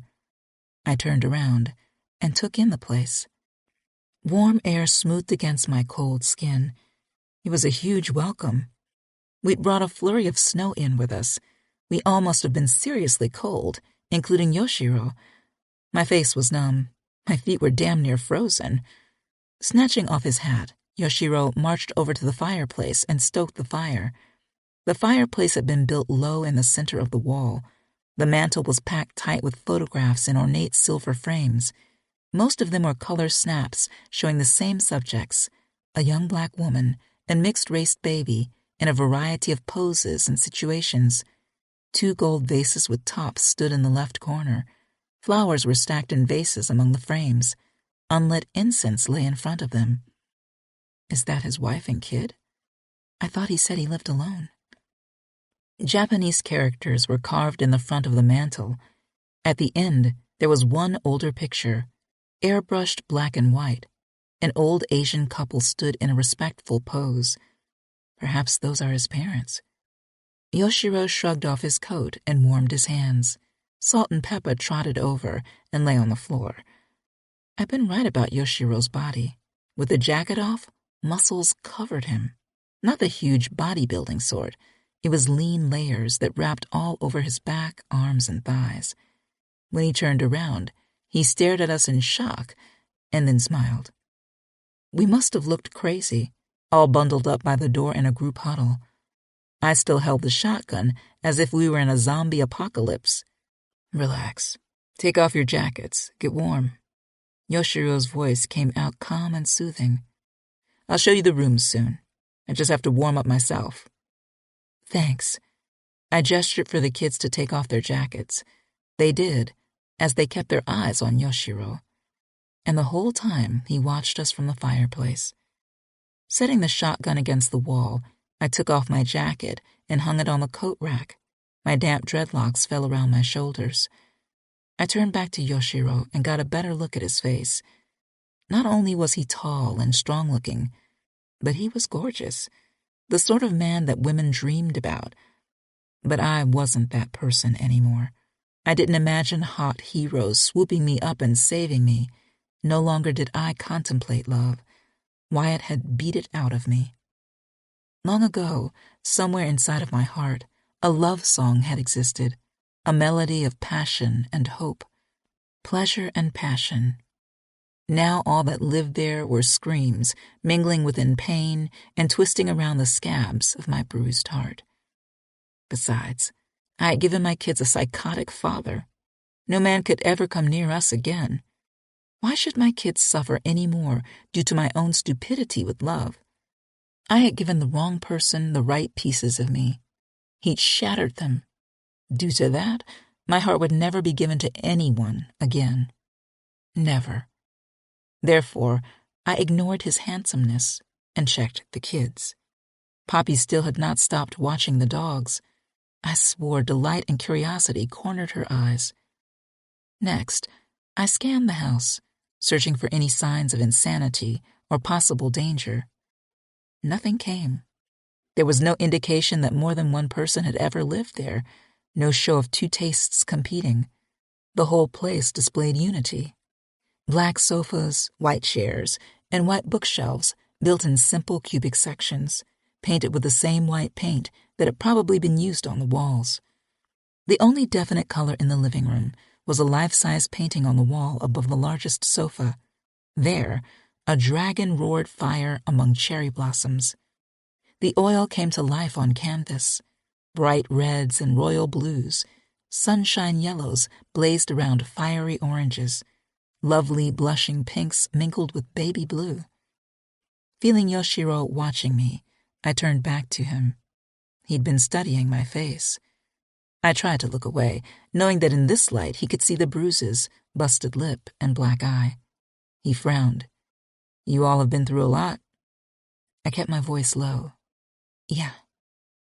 Yoshiro turned his attention to Kia. Her cheeks had swelled where Wyatt had punched her earlier today. A red bruise blossomed within that caramel complexion. She turned away and helped Poppy take off her jacket. Rage hit Yoshiro's face for a minute, and then it straightened into a neutral expression. You want something for those bruises? Ice or... No, thank you. I shook my head. I'm sure we've had enough ice to stop the swelling. And besides, you've opened up your home. You've done enough. Let me decide when my help is enough. I didn't know what else to say to that. He rubbed his hands together and walked over to the kitchen further in the back. I made some stew earlier tonight. Is anybody thirsty or hungry? No, we're fine. He stopped and faced us. Okay, let me know if you get hungry. I stirred under his attention and checked out the kitchen. Clean and spotless, it was huge and tall, fitting his height. All the cupboards were wood, painted white, and the appliances were industrial sizes and stainless steel, like pizza ovens. Yoshiro definitely had enough food to last through several snowstorms. We had lived in places smaller than the refrigerator. Grabbing my attention, Yoshiro gestured to me. Grab the gun. What? I'm going to show you to your rooms. You'll feel better with it. Okay. I picked up the shotgun. They're upstairs. He walked off. The kids and I exchanged looks. We headed off and followed him. Mommy, Jalen whispered. Yes, baby. Can I get a gun too? Now's not the time, baby. We'll talk about that later. Kia shook her head. Definitely not the time, Jay. We climbed narrow stairs that led to the second floor. Once on that level, the hallway ran dark and paneled. Oil paintings hung on the walls. All were lovely dragons, magnificent and exuding strength. All around were closed doors, maybe chestnut, each of them polished to a shine by a century of labor. He touched one of the doors that had been partly open. This is my room. If you need me, just knock. He guided us to the last room at the end. Ebony, you can sleep here, and the kids can be in these rooms right over there. I shook my head. No, thank you. We'll stay in the same room. Kia nodded in agreement. I didn't know Yoshiro, although he appeared like a good man. Still, I had a young girl. There was no way I would have her unattended in a stranger's house. And that was the same with Jalen and Poppy. Who knew if Yoshiro was the sort that liked to mess with children? Yoshiro nodded. No problem. Then I'll give you the room with the biggest space. He guided us back to the room that was right next to his. I can go get a mattress from one of the other rooms. Perhaps you could put that on the floor so everybody doesn't have to sleep in the same bed. That would work for me. I gave him a sad smile. We can move everything. Just show me where it is. No, I'm strong enough to move it. He opened the door for us. Go ahead and get comfortable. I'll be right back. We walked into the massive room. It could have been a master bedroom, although I assumed he would be sleeping in the house's master. Perhaps there were 2 master bedrooms, or the rooms were just huge. There was a large Persian carpet on the floor. By the wall, antiquated steam radiators connected with fat pipes, giving the room a warm feel. White paint coated the walls. The floor had been done in pale maple strips. The space was cool and neutral, like a museum, showcasing an old home. With Yoshiro gone, I went to the door near the nightstand, opened it, and was surprised to see a small bathroom. This place really is big. Everything showed bright and inviting. White tiles, white sink, white tub, all enamel and with clean tiling. Noise sounded behind me. I turned. Yoshiro came in, carrying a queen mattress. He placed it on the floor and left. Next, he brought in a pile of towels, blankets, and sheets. To my surprise, Jalen helped Yoshiro with making the bed on the floor. They both moved around in silence, as if speaking through their minds. And while I had intended to help, my attention was captured by the way the well-defined muscles in Yoshiro's upper arm bunched and flexed beneath his shirt's fitted material. What are you doing? I shook my head and walked over. I'll help. We've got it. Yoshiro waved me away. So I stood there and watched, trying to push away the sensations coming to life inside of me. Now wasn't the time. I was supposed to be in survival mode. Still, the sight of him moving things around and helping my son make the bed made me a little hot and bothered. It had been a very long time. Stop it. Yoshiro gave Jalen a thumbs up. Good job. I think we're finished. Yeah. Jalen nodded, and then returned back to me. Yoshiro smiled at us. Again, we were huddled up in our protective group. Do you think you need anything else? Yoshiro pointed to the pile of blankets and towels he'd placed on the nightstand by the bed. I brought those in. That's perfect. We should be fine. Giving me a sweet smile, Yoshiro added, but if you're not, let me know. I'm right next door. Of course. I had a silly grin, and I didn't know why. I wiped it off my face. Thank you. No problem. He waved goodbye. See you later, crew. No one said anything. As soon as he left, Kia shook her head and smiled. I don't think he's a bad guy. I watched the door. No, it doesn't seem like it. Regardless, I wanted the kids relaxed, but I would still remain on guard. Jalen nodded in agreement. He can't be a killer with those rap skills. Kia snapped her fingers. Oh, baby, baby. Oh, baby, baby. Be nice, Kia. I let out a long breath. Get comfortable, guys. It's not what we expected for today, but it's what we got, so enjoy it. Always count everything as a blessing. They took off their sweaters. All of them had shirts on underneath them. They only had 2 changes of clothes and 1 pair of pajamas in their emergency backpacks. I always forgot things like slippers. Wash up as much as you can. They did as instructed. Poppy hurried to her bag and pulled out her doll, Tamika. Not undressing yet, I checked my pocketbook and turned on my phone. I'd been saving the battery the whole time, just in case I didn't have a chance to charge it. I had missed 5 calls. They were all from Mom. Yeah, you told Wyatt. He must have told you what happened, and now you're wondering where we're at. Well, I'm not telling you.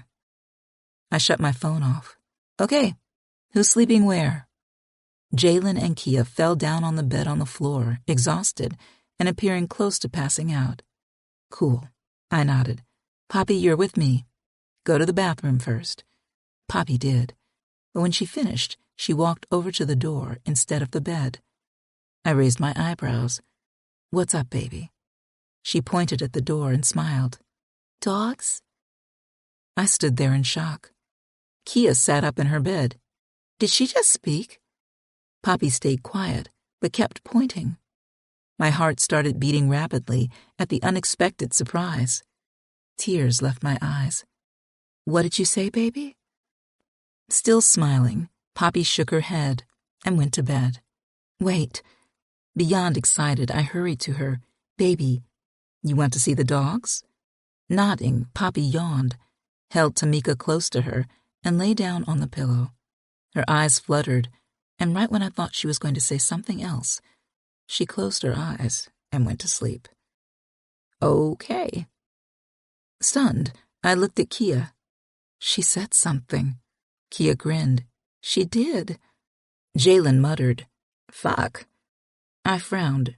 Jalen, no cursing. Sorry, but that was cool. It was, I mumbled. We all stared at Poppy, watching her sleep. After a few silent minutes, I scratched my head and gestured for them to go back to bed. Okay, guys. I sighed, holding on to the joy that came with Poppy's first words in years. Get some sleep. Hopefully the snow will be gone and we'll be out of here in the morning, somehow. Kia's face brightened. Or maybe Poppy will play with the dogs and say something else. That too. I nodded. But even more important is getting out of here. Jalen yawned. Do you think he'll let us keep the gun? Oh my God. Kia shook her head and lay down on her pillow. You're so ridiculous, Jay. I'm not. He frowned. It's a valid question. I laughed. I don't know, Jalen. Let's just get some rest. It's not ridiculous, Jalen mumbled. I crossed my arms across my chest. Good night, guys. Jalen got under the blankets. Good night, Mommy. I smiled. Love you. Love you too. He closed his eyes. Kia looked over her shoulder. Love you, Mommy. Love you even more. Kia stuck her tongue out at her brother. Don't love you, Jay. Don't love you, stickopotamus to the 10th power. Okay. I turned off the lights. Good night, guys. Silence came. I still hadn't undressed. I went over to the bathroom, turned on that light, and kept the door open so that we could see. Once I knew for sure that they were really asleep, I turned my attention to the room we'd occupy for the night. There was a big closet on the other side of the room, empty and clean of dust. He's really neat. We'll have to make sure to leave the space how we found it. There was a big dresser next to the door. I stared at it, and then checked to see if the kids were asleep. Once I was sure, I carefully pushed the dresser in front of the door, just in case Yoshiro tried to come inside while we were sleeping. He'd given me no reason to be paranoid, but our life had caused us anxiety. Until I knew all danger was gone, I would always be on guard. I spotted the shotgun next to the door. Yoshiro had never asked for it back. I didn't like the idea of it being near the bed. Jalen, or even Poppy, could wake up and play with it. I figured they knew better, but kids accidentally shot themselves all the time. I opened the closet and put the weapon on the top shelf, keeping the door open just in case I needed to run and get it. Finally, once I thought we were safe, I put on my own pajamas, walked over to the window, and gazed out. Snow continued to fall. Moonlight made the snow glow. The wind shrieked every few minutes. My SUV was just a humped white shape on the lot. Clumps of large flakes hugged the trees. What will we do? I lightly massaged my temples and pushed back all thoughts of Wyatt from earlier that day. There'd been so much horror and strife. It was odd to see the kids peacefully sleep. What kind of crazy childhood have I given them? How can I save it? How can I make things better? My first goal was to get us even farther away from Wyatt, somewhere safe, a place that Wyatt could never find us. I thought about how many books I would have to write to get some land, even more than I'd already done. So far, I had reached 20 erotic novels. Thank God writing had become my passion.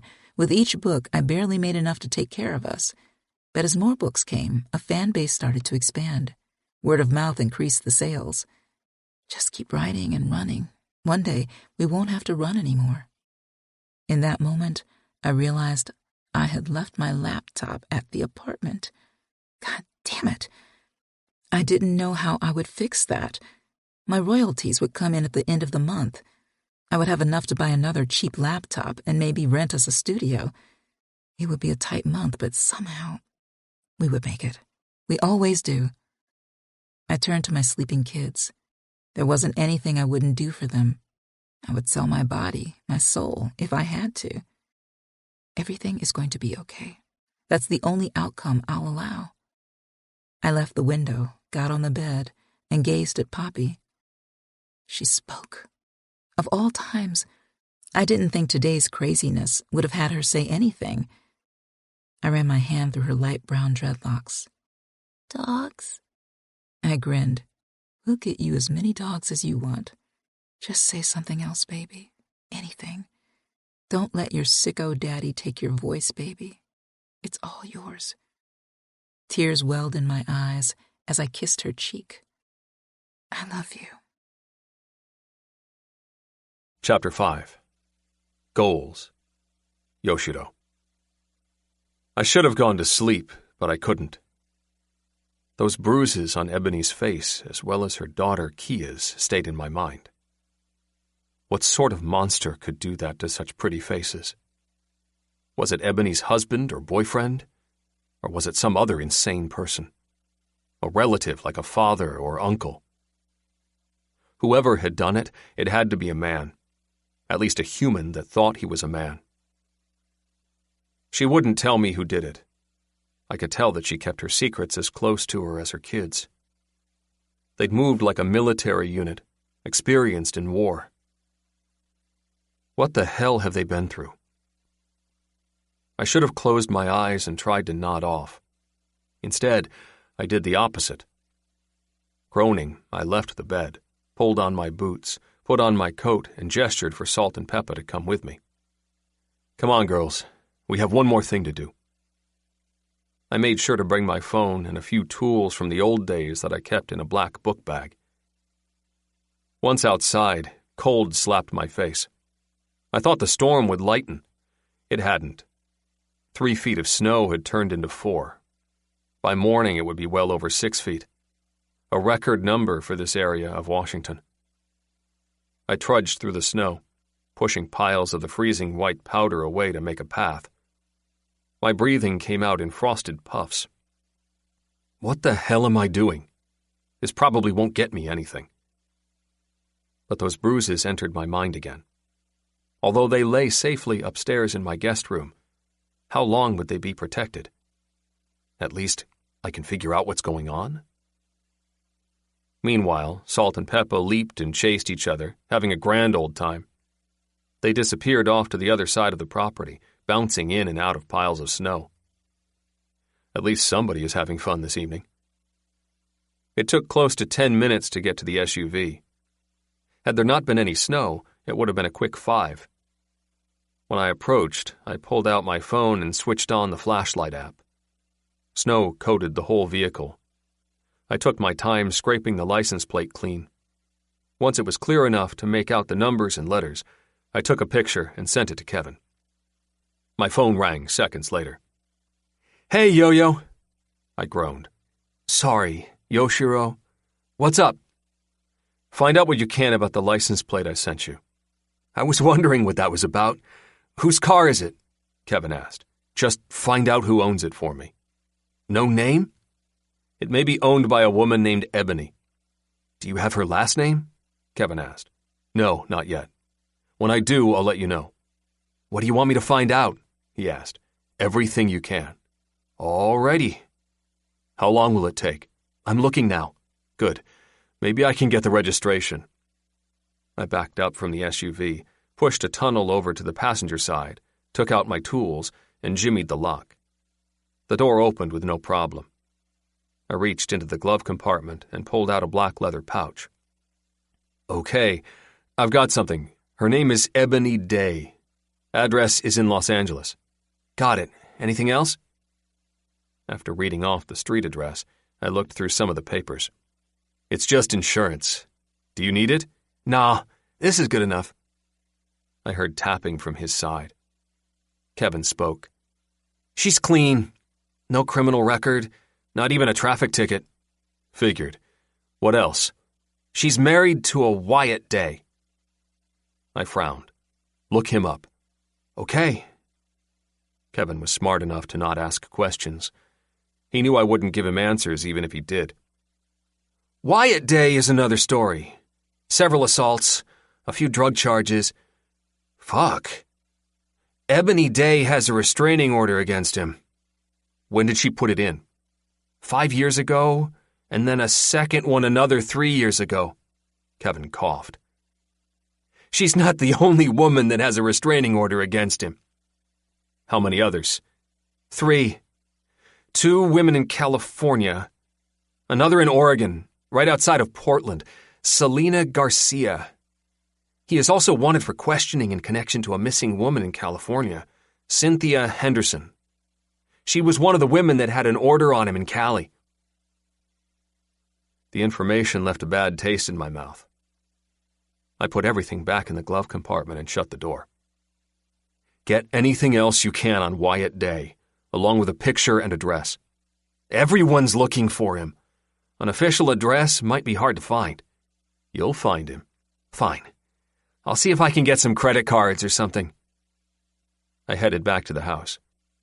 "How much do you want for it, Kevin?" "Nothing. The beatdown you gave to those guys got me a bonus with the manager. He's happy that he hired me." I grinned. "You told him that you did it?" "Of course." "Good. I know you don't want any attention." "You made it home safely?" I scanned the space for Salt and Peppa, not seeing them anywhere. "Yeah, it was a bitch on the roads, but I made it. I bet the club will be closed all week." "Good. No one needs to be out." I whistled for the dogs. They barked and headed my way. "Okay, Yo-Yo. I'll get that stuff for you and send it to your email." "Good. And this year for Christmas, do me a favor." "What's that?" "Stop calling me Yo-Yo." Smiling, I hung up and placed the phone in my pocket.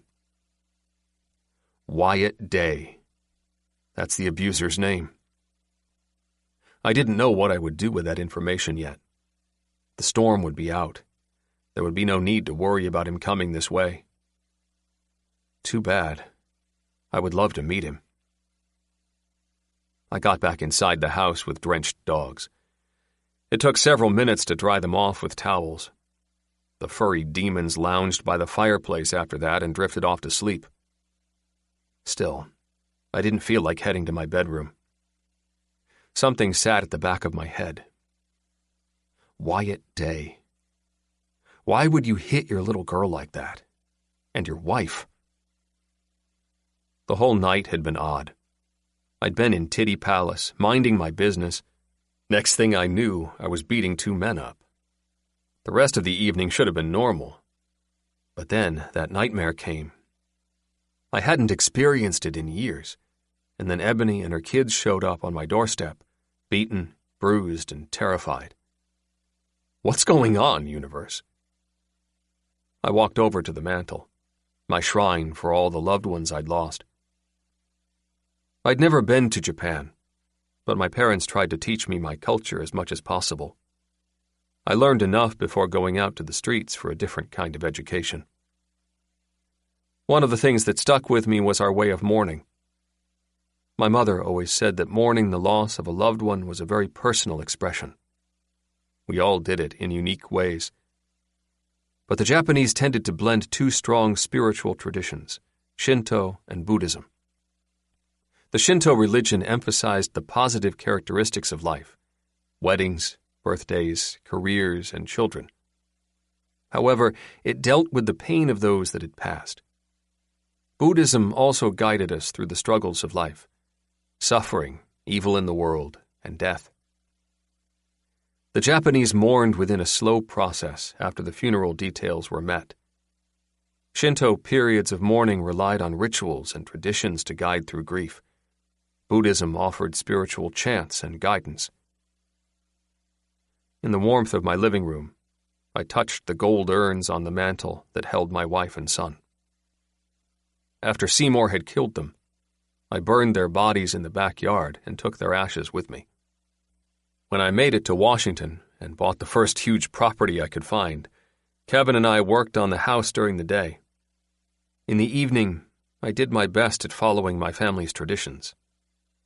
During those moments, Kevin left me alone. Each step focused on purification, preparing their spirit for the journey to the spirit world and cleansing the mourner from the weight of death and grief. Due to running from the mob, I never got to do a kichu fuda right after their deaths. It was a mourning custom that lasted one day. During that time, the priest gave the deceased a new name that would be used in their afterlife. This ceremony was called tengoku. The tradition held that the new name would prevent the spirit from returning if their name was called. Still, once I got to safety, I spent those days wearing only black clothing from head to toe, even when Kevin and I worked on the house. Eventually, he began to wear black with me. Constantly, I prayed and remembered the few chants from my childhood. My wife's and son's bodies had already been burned, but I held a private funeral service in the backyard with more incense, prayers, and chanting. Who knew if any of it mattered to my wife and son? But it was the only thing that helped me wake up in the morning. If I didn't have those things, I might have killed myself. I thought of taking my life a few times in those days. If not for Kevin, I might have. I did as much as I could remember, wishing my mother had forgiven me long ago. Perhaps I could have asked her more about the old ways. Still, I did what I could. I threw salt over my shoulder to ward off evil spirits. I also sprinkled the walkways leading to the front door with salt. I mourned for 49 days. Each week, I went to their urns, placed fresh flowers on the mantle, and burned incense. On the 49th day, I carved their names into the mantle and never spoke them out loud again. It hurt too much, and I had to respect their spirits. The following month, I decorated a small table near my bed with flowers, incense, and a candle. By the 3rd month, I had to move it. The sight kept me up at night. The sorrow never left. I gained peace by leaving the shrine downstairs, above the fire, knowing that those memories would remain warm. But why did I have that nightmare and then this woman and her kids arrived? Did it matter? Or was it just the oddity of life? I stared at the flames curling and dancing over the logs. I'd spent many nights wishing I could save my wife and son. No matter what, it would never happen. They were long gone. But Ebony and her kids gave me an opportunity to save someone. Perhaps that was why the universe had sent them my way. Or maybe I just had the taste for blood. I'd surely wanted to do more to those guys outside of the club. With my finger, I traced the names etched out along the mantel. People who I'd loved. People who were no longer here to love me. What had my life become in these 5 years? Seasons passed, and I stayed on this property, planting seeds in the spring, playing with my dogs in the summer, harvesting my garden in the fall, and painting in my home through harsh winters, only to repeat the actions each year. Every now and then I went to the Titty Palace, sipped some tea, joked with the bartenders, and knocked a few guys around for Kevin. That was all my life had become. I was alive, but not truly living. Present, but not enjoying the moment. Surviving, but with no goals or dreams to exist for. Perhaps it's a good thing that Ebony and her kids came. It'll shake things up, give me a goal of sorts. This Wyatt day could be fun to track. It would be like the old days, search and kill. I thought of Ebony's son. Would he miss his father? I turned and looked at my own father in the portrait of my parents. While I missed him the few times I looked at the image, I never thought about him. He'd hurt us too much to be remembered. No, the boy won't miss him, not with what that maniac did to his mother and sister. That's why they were out on the roads tonight in the middle of a snowstorm. They were running. Chapter 6. Confessions. Ebony. When I woke, it took me some time to realize where I was. A minute later, and I remembered all of yesterday's events. Wyatt ruining our Christmas decorating, me stabbing and shooting him, us racing away, the snowstorm, the crash, and Yoshiro. I let out a long breath and rose from bed. Warmth blanketed the room. My kids continued to sleep. Usually they got up around the time I did, but it had been a long day of tragedy and anxiety. Get your rest, guys. I'm so sorry. Life will get better for us, I promise. I just didn't know how I would accomplish it. I walked over to the window, hoping for less snow and clear roads. Perhaps I could get AAP to answer the phone and tow my car to a repair shop. Yoshiro said he had a friend that could look at it too. Either way, we had to get out of here and find our new place to hide. I went to the window and stared out. All hope left. More snow had come. Even our footsteps from last night had been covered. None of the roads had been plowed. More snow fell from the sky, telling me that the storm wouldn't let up anytime soon. What the hell am I going to do? We can't just stay here forever. The sun was barely out. Dark clouds hovered over, dotted in a haunting blue, signaling that more of the storm was brewing. I ran my fingers through my dreadlocks and tiptoed to the door. I took my time moving the dresser I'd barricaded in front of it. Thankfully, the kids remained asleep. The low noise hadn't woken them up. Out in the hallway, I listened for Yoshiro and the dogs. Only silence moved through the house. I scanned the area and counted 3 closed doors across from mine. On our side was my door, then Yoshiro's, and what must have been another empty bedroom. 6 bedrooms? This is a huge house. Not wanting to wake Yoshiro either, I crept past his room. The door was open. He's already up. I snuck a glance. It was empty. The bed was made. Everything was just as neat as the rest of the house. I continued forward, got to the stairs, and headed down. I spotted Yoshiro standing in front of the stove. No shirt or shoes, just pajama pants. Muscles lined his back, shoulders, and arms. A red and black dragon covered his entire left arm. It took me a minute to regain my breath. Without turning around, he whispered, "Would you like some tea?" How did he know I was here? Was I that loud? I swallowed. Yes, if that's no problem. It isn't. He raised his arm, opened the cabinet, and pulled out a large cup. The bicep flexed with the movements. I had no idea getting a cup could look so good. I turned away, not needing to get lost in the show. I had more things to think about. I spied Salt and Peppa lounging by the fireplace in the living room. When I walked over to the table, their ears perked up, but they didn't rise. "Do you like green tea?" Yoshiro glanced over his shoulder. "This is decaffeinated." "That's fine. Sugar or honey?" "Honey." I sat down at the long dining table near the kitchen and tried to find something to do with my hands.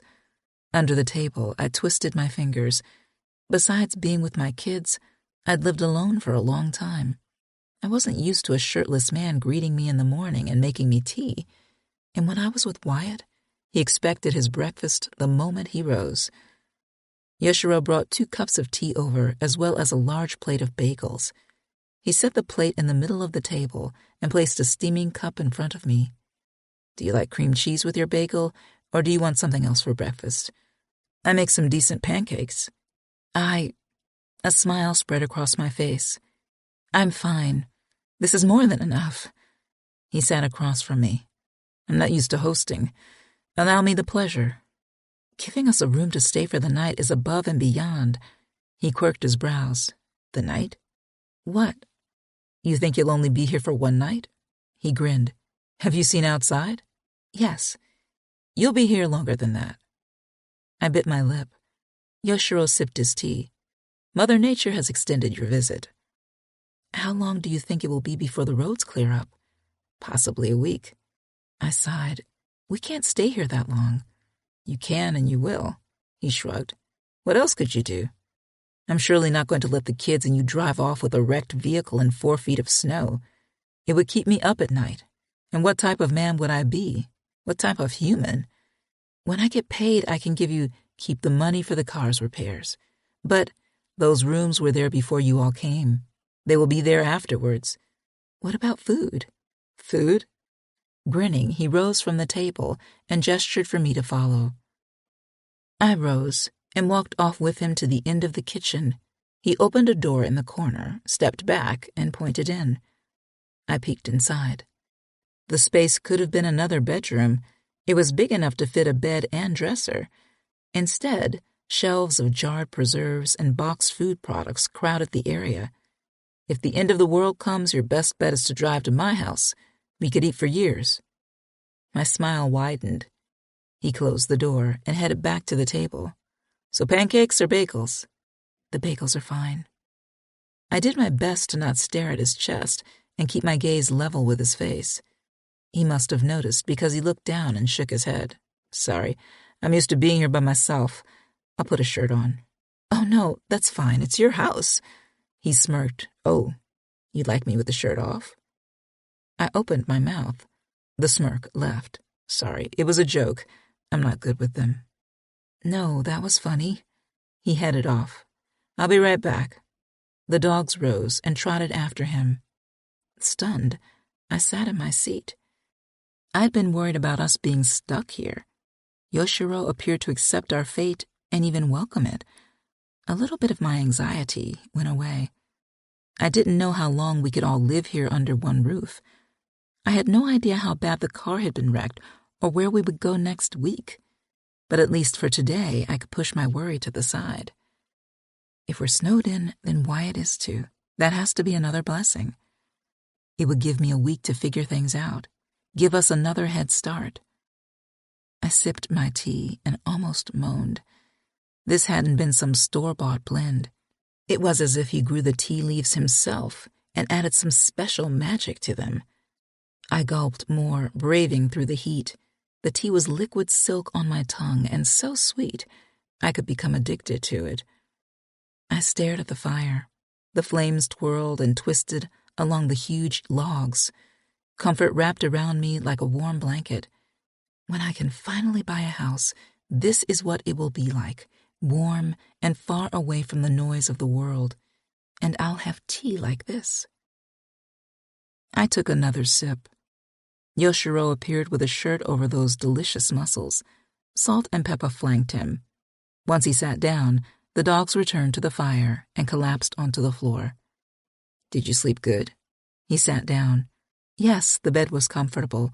So much the kids are still knocked out. While he wrapped his big hands around his cup, he didn't lift it. We should have a conversation. Okay. About what? Your face. Embarrassment came. I'd forgotten about the bruises. My husband did this. We've been separated for 3 years, but Yoshiro's face went neutral. He doesn't want to be separated? No. He traced his finger along the rim of the cup. If you don't mind, I would like to ask more. I sighed. You have that right. We're in your home.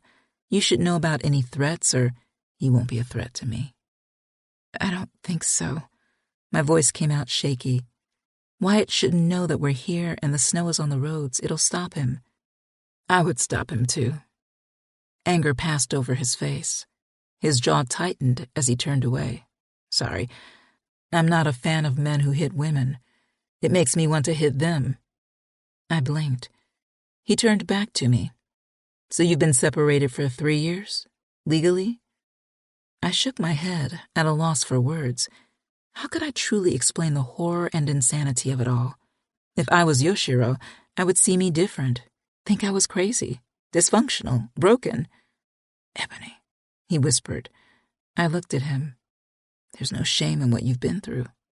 The rage reappeared. I watched my mother go through the same thing. Your father was abusive? He was. But she never left him. She stayed. The rage shifted to sadness. She thought it was his right to discipline her. I widened my eyes. Even as a boy, I disagreed. I directed my attention to the mantel. Those are your parents over there? Yes. He offered no more information about the other pictures and shifted the conversation back to me. Are you legally separated? No, it's more like we've been running. For 3 years? Yes. And he always finds you. Nodding my head, I took a sip of the tea. This time it didn't taste as good. The nastiness of Wyatt had taken the enjoyment away. I lowered the cup, knowing Yoshiro had more questions to ask, but he remained silent and watched me. You might as well tell him everything. We'll be stuck here for a week. If I avoid this now, he'll ask again tomorrow. With all the running, how did you make money? He asked. I write novels. Really? Yes, adult ones. I'm not a best-selling author or anything, but I make enough to get us by. That's amazing. Silence hung in the kitchen. Yoshiro hadn't moved a muscle. His gaze assessed me, making me feel like I was under a microscope in someone's lab. I kept my voice low. It wasn't always this way. How long were you both married? 14 years. I became pregnant with Kiara at a young age, 18. Surprise covered his face. You're 32. I thought you were even younger, maybe in your late 20s. No. Intrigued, I asked, how old are you? 35. He tapped the cup. Go back to you and Wyatt, if you don't mind. Did I tell him Wyatt's name? I must have. I cleared my throat. We married right before Kiara was born. He joined the army to support us. After boot camp, he sent for me. We stayed in Augusta, Georgia on a base called Fort Gordon. For the first time, Yoshiro sipped his tea, but I could tell I had all of his attention. Wyatt was in intelligence for a while, but wanted to do more. All the men in his family had been military. He wanted to see more action and make them proud, so he applied for special forces when I became pregnant again.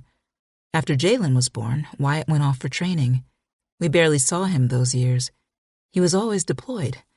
In a way, I've always been a single parent. How old is everyone? Kiara is 13 and Jalen is 10. And Poppy? You're good with names? I try. Poppy just turned 8 last month. I cleared my throat.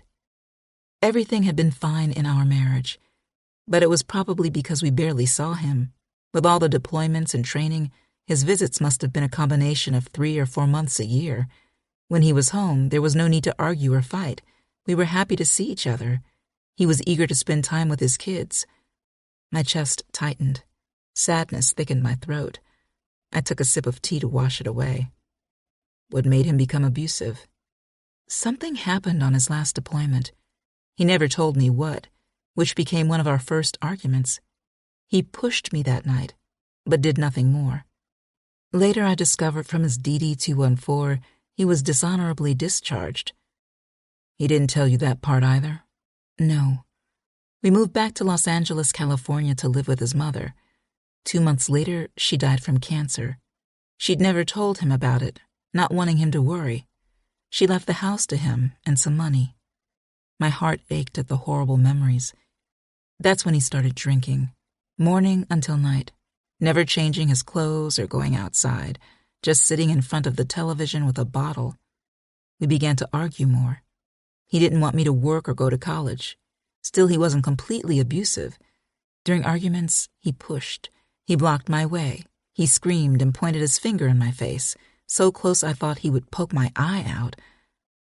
I didn't want to talk about it anymore. It felt like I was peeling off a bandage from a wound and stopping the healing, but something inside my soul urged me to push on. Yoshiro studied me. No expression showed on his face. I couldn't tell if he was judging or pitying me. 5 years ago, things changed. I let out a long breath. A civilian defense contracting agency found him. I don't know how. They offered him a job. He didn't tell me much, just that he would be doing some of the things he'd done in special forces, but for the civilian side. The kids were younger. I was happy to see him go for a while and bring some peace back to the house. He did deployments for this agency. Yes, he would be gone 3 to 4 months at a time. They sent him to places like Afghanistan. At least, that's where he told me he went. I gripped the cup hard. All I know is, each time he came back, he became more violent, more dark. It wasn't like the times when he was in the army. That's when the abuse started.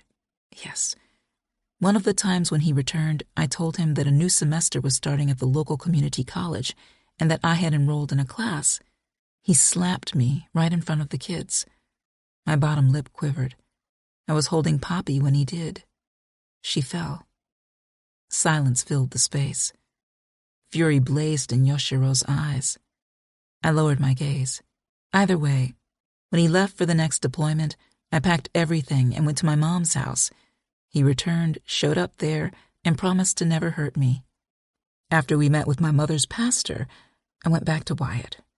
And there was peace for a while. And then there wasn't. So 3 years ago, you ran away. And no matter what, he keeps on finding me. I thought the agency might be helping, but now I'm sure it's someone else. Yoshiro nodded. The agency could have had some contacts with authorities. If he spun them a story, someone could be helping him. Anything is possible with agencies like that. Yes, but I know for sure my mother has been giving him my address too. She won't get this one. Maybe she should. I raised my eyebrows. What do you mean? I would love to meet him. He's dangerous. Perhaps I am too. I don't want any fighting or anything like that. I just want peace. Fear gripped me. I rose from the table, walked off to the window, and looked out with dread, scared, terrified, as if Wyatt could hear me talking about him and had raced our way. You shouldn't get involved. Yoshiro's deep voice sounded behind me, just like the fact that I won't let the kids and you drive off in a wrecked vehicle in a snowstorm. I also won't let you continue to run from a deranged, violent man. Not when I can help. I kept my back to him, unable to look his way. We don't need that much help. It's too much. Wyatt is vicious, nasty, homicidal. This isn't like taking strangers into your home for a few days. This is going up against a monster. Yoshiro got to my side. I winced at his speed and the fact that he'd come over so silently. I gazed up at him. Thank you for trying to help, but this is my problem. I'll deal with it. He hit me with an intense stare. What if I like fighting monsters? This isn't a monster you want to battle. Don't I get to make that decision for myself? Not when I would feel guilty if you got hurt. He smiled. Put on your jacket and boots. I want to show you something. What? Now it's my turn for confessions. He checked the stairs. If we hurry, I can show you everything before the kids wake up. Okay. He raised a finger. You just have to promise me one thing. What? You won't judge or get scared. You didn't judge me. I won't judge you. Then it's a deal. Okay. I'll change into some clothes and be right back. I headed off to take off my pajamas and put on clothes, unsure of what Yoshiro had planned. He was a stranger, although I felt more familiar with him now. Possibly it was because he'd seen the kids and me in a horrible situation and offered a helping hand, shelter away from the snowstorm, a safe haven away from the monster. Perhaps because I'd exposed my wounds and he didn't scrunch his face in disgust. Instead, he'd attempted to be my hero, wanting to join the fight between Wyatt and me, yearning to take down the monster. I won't let him do it, although I need some help. But what if Wyatt kills him? That thought corroded the little hope that had come this morning. Wyatt had definitely come close to killing me. I like to think the only reason he hadn't so far was because of his sick idea of love for me. But would he kill Yoshiro? It was a strong possibility. I had no doubt that what he did for the military and later the Civilian Defense Agency involved some form of killing. It would be stupid to think Wyatt had never taken a life. No, I can't let Yoshiro help us. I have to think of another way. Quietly, I headed back to see what Yoshiro had to show me.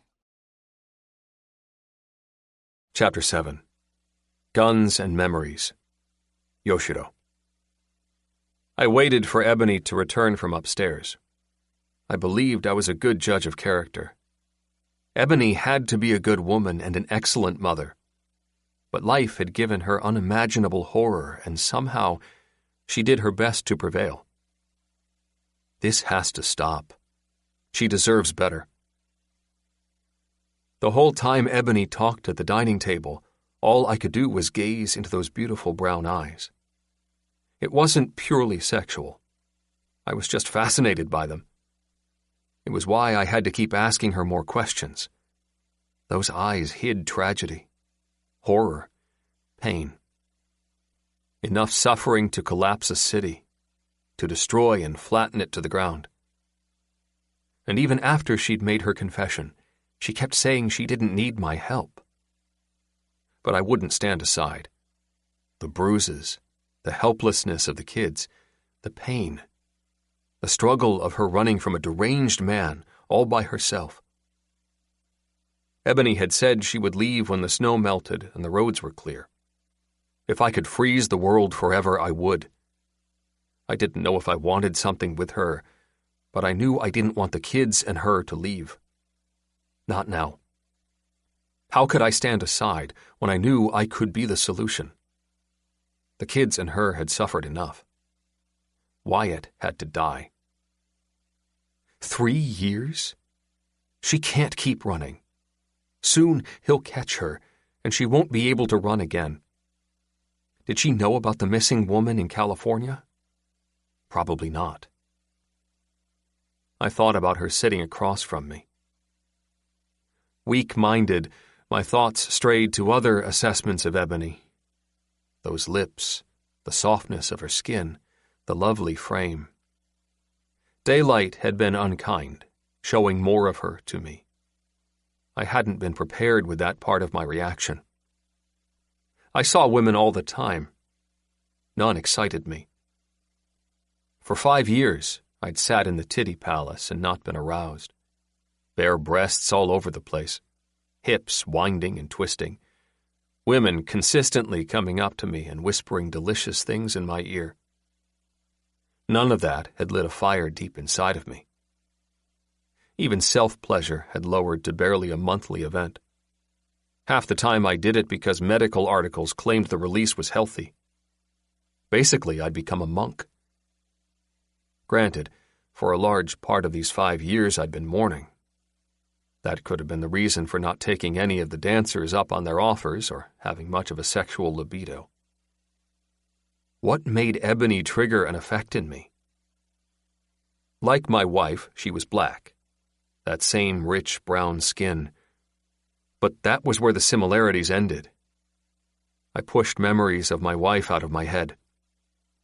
Thinking of her would only hurt and shove me into depression. A soft voice sounded from the kitchen. "Okay, I'm ready." Rising, I turned her way. She's beautiful. That could be a reason. But aren't all women beautiful in some way? She blinked. "Is everything okay?" "Yeah."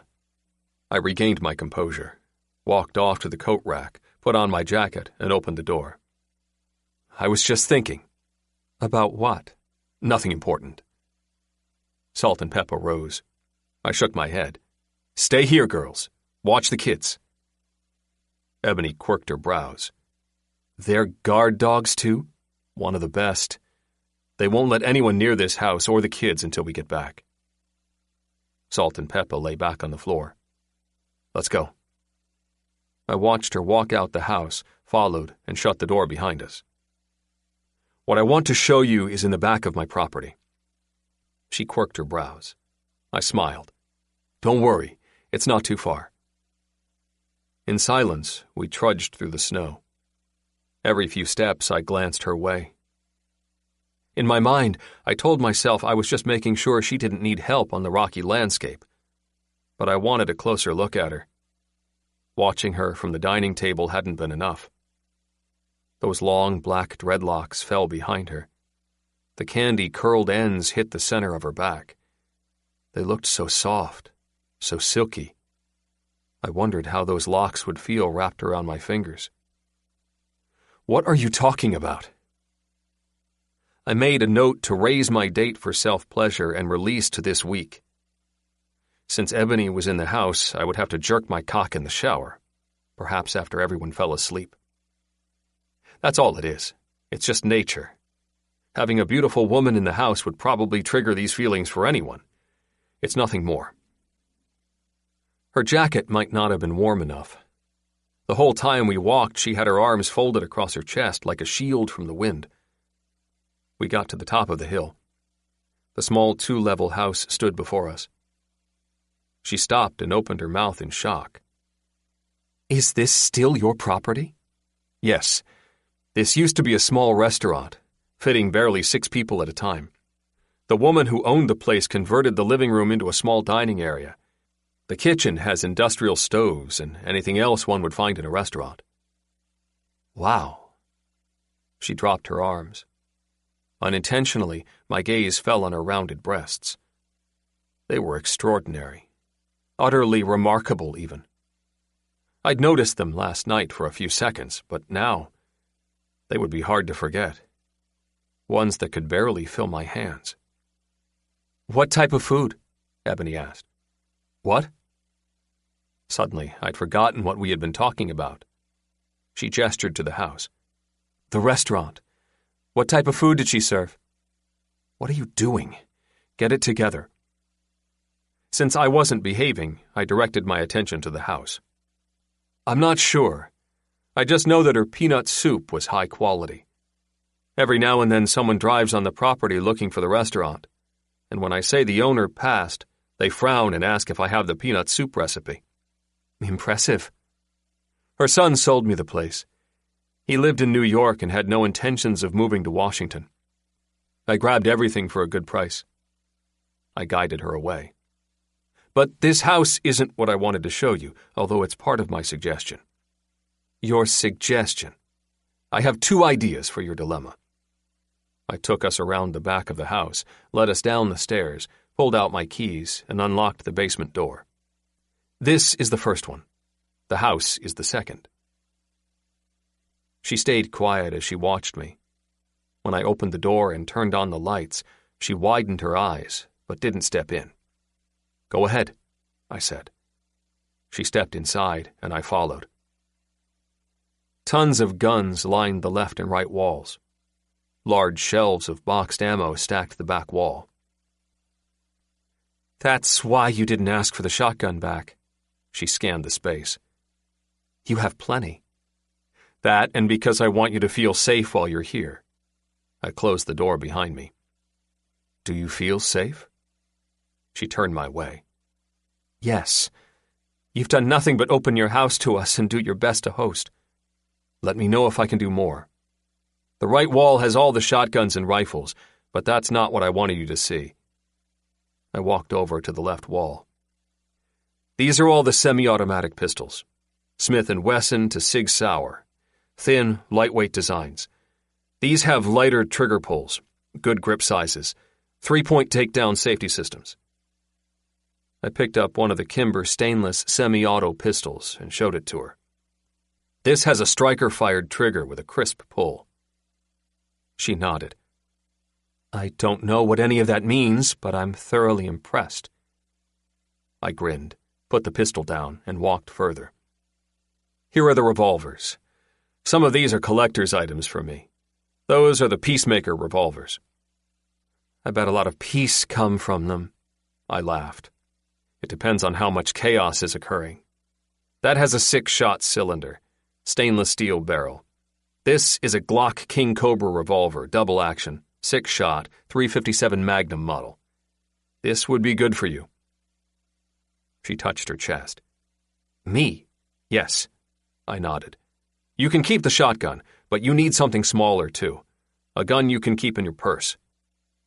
You're going to give me a gun. With that maniac, you should have a few. Well, what? I do have his gun. I just need bullets. I studied her. You have his gun? Yesterday, when he came by, he pulled a gun on me. Things happened and... What happened? There's no need to get into the details. I gritted my teeth. They could help. He pulled the gun on me, threatened to shoot my head off, and even put the tip in my mouth. It was hard to contain my rage. She stepped back. I was sure she caught the fury on my face. I pushed down some of the anger. He put the tip of the gun in your mouth? Yes. I fisted my hands at my side. How did you get the gun from him? It's okay, Ebony. No judgment. You can tell me anything. I lured him into my bedroom and then I lowered to my knees. That made him put the gun on the nightstand by my bed. She told the rest of it.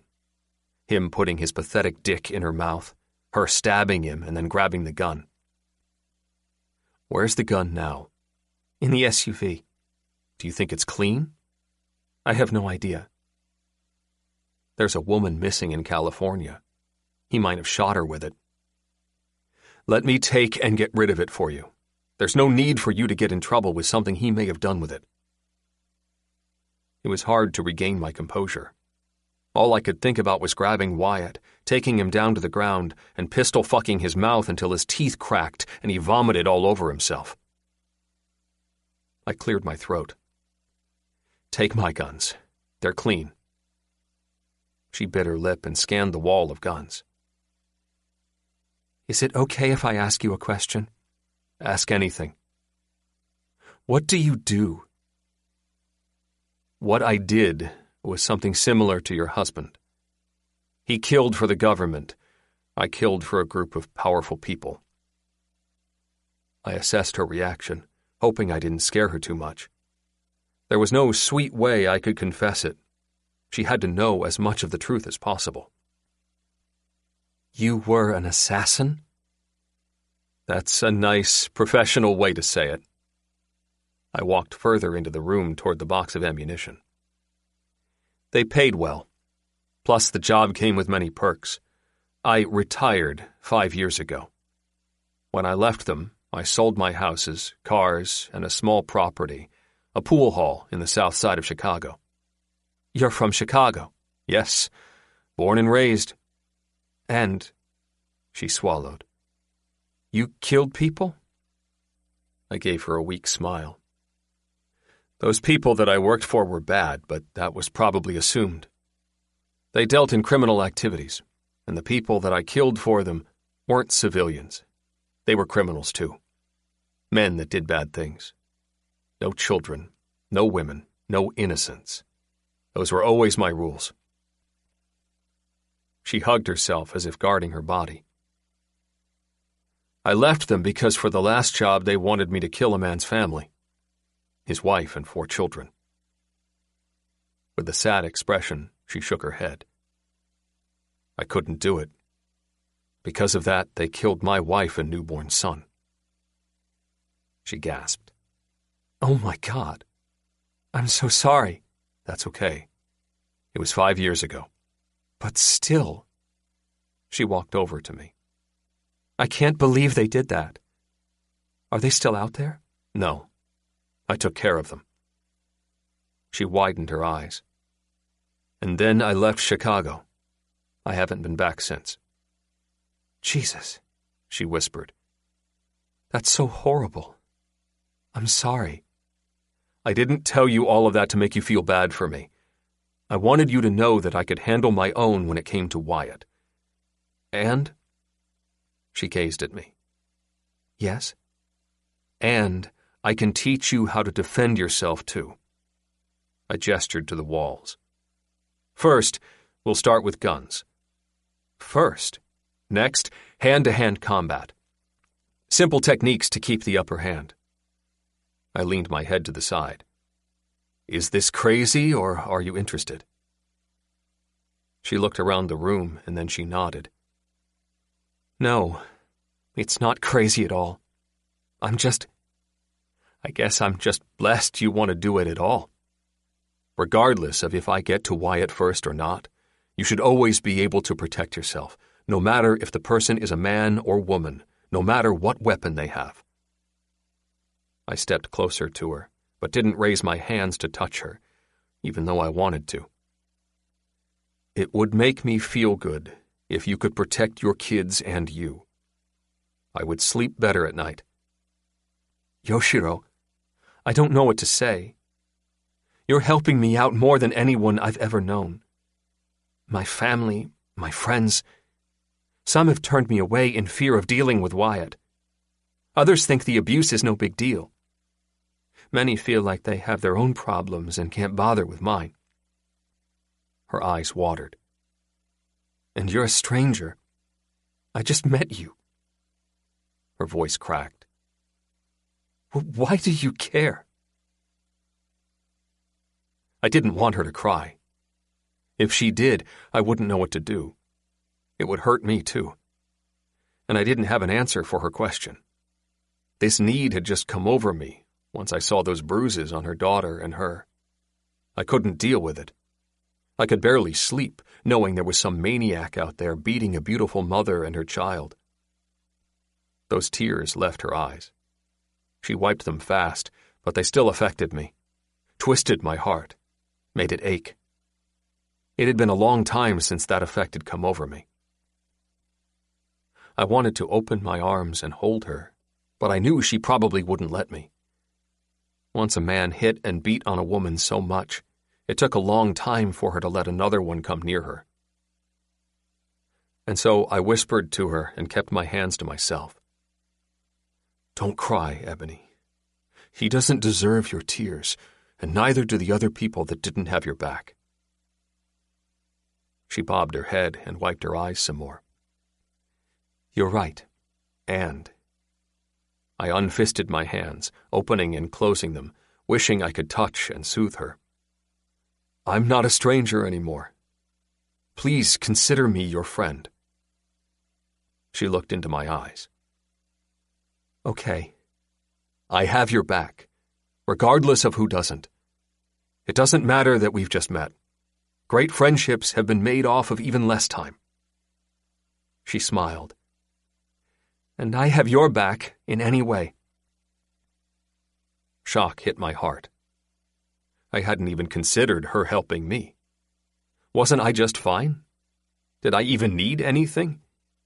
Sure, my life had become monotonous, repetitive, some would even say dull, but I admitted out loud. Maybe you will help me. How? Name anything. You'll bring some fun to my life." She wiped at her eyes again. "With all these guns in this room, I'm shocked you don't have enough excitement." "It's just been the dogs and me for 5 years, nothing more. I've got one friend. We hang out from time to time, but not much else." She lowered her hands. "You haven't loved since—" "No." I turned away, went back to the guns, and cleared my throat. "Which one do you want? You have time, but pick something by tomorrow." "Why?" "I want to teach you how to shoot it." A sweetness hit her voice. "You're really nice. I can't thank you enough." I checked my watch. "We probably should get back. I'll show you this house is upstairs later." She got to my side as I headed out of the basement. "What's upstairs?" "The house." "Oh, I was just wondering why you wanted to show me. I figured you could live here." She stopped. "What?" "It's a 3-bedroom. I don't know if that's enough for the kids and you. It needs some repairs, painting. I don't have the Wi-Fi in or—" "Wait." She shook her head. "I don't know. We've just met." "How much does one really know their landlord?" That look came again. The one where she was in deep thought, mulling over all the options and alternatives. "I have to think about this." She looked at me. "What would the rent be?" "I don't know yet." I shrugged. "I have to go through the place first, see what needs to be fixed. Like I said, the kitchen was renovated for a restaurant. There are about 4 stoves in there and a massive fridge. We would have to figure this out. It would take time." She looked up as if she could see through the ceiling. "This is a good opportunity, but I really have to take my time and think about it." "Don't worry about that. Mother Nature is going to give you all the time you need." She looked back at me. "That's true. The snow." "The snow." We walked out of there. I locked up and guided her back down the hill. Silence passed between us. I knew it was a lot for her to digest. In reality, I never had any intentions of renting the house. Kevin and even Mabel had told me I could make good money off a rental. I hadn't liked the idea of having people on my property. With the investments and my savings, I didn't need the money. Even now, I wasn't sure how Ebony and her kids would do here. The good thing was that the house resided around 50 feet behind my home. A hill and even several trees lay between the house and mine. We both would have some privacy and distance. I would need to put a road leading to her place, have somebody plow it or something, maybe get her a mailbox. Do I have to give the address to the post office? Lots of details would come with this new venture if she said yes. And in that moment, I wasn't sure if I wanted her to agree or not. I just didn't want her to have to run with those kids anymore. I thought of my mom. "That's why you never ran? It would have been too hard?" Sadness came over me. We headed away. Luckily, my house appeared before any more sad thoughts came. The kids stood outside, dressed in coats and sneakers, and in the oldest girl's arms was my shotgun. "There's the team." I grinned. Ebony frowned and hurried to them. "Kia, what are you doing?" Kia lowered the shotgun. "We didn't know where you were. We thought he might have taken you somewhere, or maybe Daddy." My temper flared, but I made sure not to show it. "You have your own kids scared, Wyatt? Does that make you feel like a big man?" Ebony rushed to Kia and took the shotgun. "No, everything is fine. Yoshiro was just showing me the property." Jalen turned my way. "Why?" Ebony kept the shotgun at her side.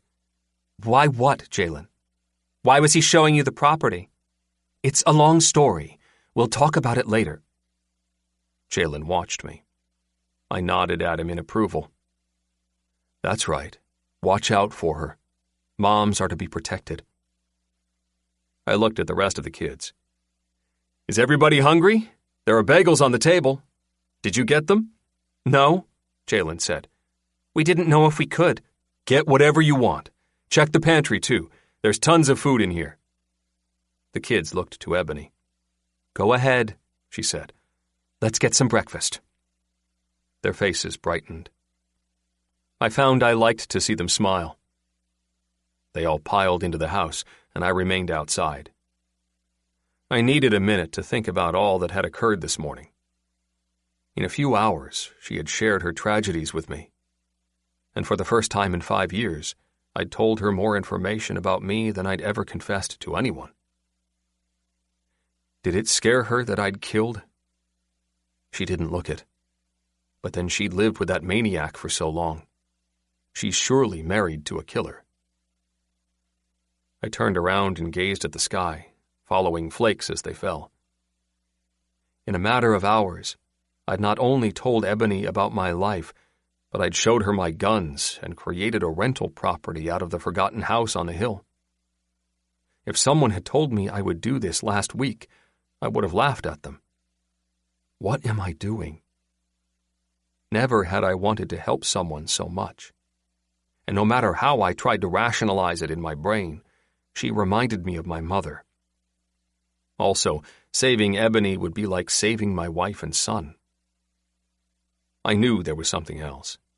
Something that I wasn't ready to understand or deal with. Something lurking deep within my soul. The wind blew flakes around me. I let a long breath out. White smoke rose from my lips. Laughter came from inside, and then Peppa's cheerful howling. Besides the dog, it was all new sounds for this property. And when I heard it, part of me wished those sounds would be a daily occurrence. This will work. Chapter 8. A Big Decision. Ebony. Yoshiro came in and made pancakes for everyone. No matter how much I tried to help, he refused. I wasn't used to taking help. I'll have to figure out a way to pay him back. After breakfast, I put my phone down and demanded that the kids and I would clean. He tried to refuse that. We outvoted him. With a smirk, Yoshiro gave in and said he would go paint. Seconds later, he disappeared down a hallway near the living room. Jalen looked at me. Was Yoshiro the one who painted the dragons on the wall? I stared off in that direction. Maybe. Okay. Kia rose from the table. I've got dishes. You're drying, Jalen. What? He frowned. I want to wash dishes. Good. Kia smiled.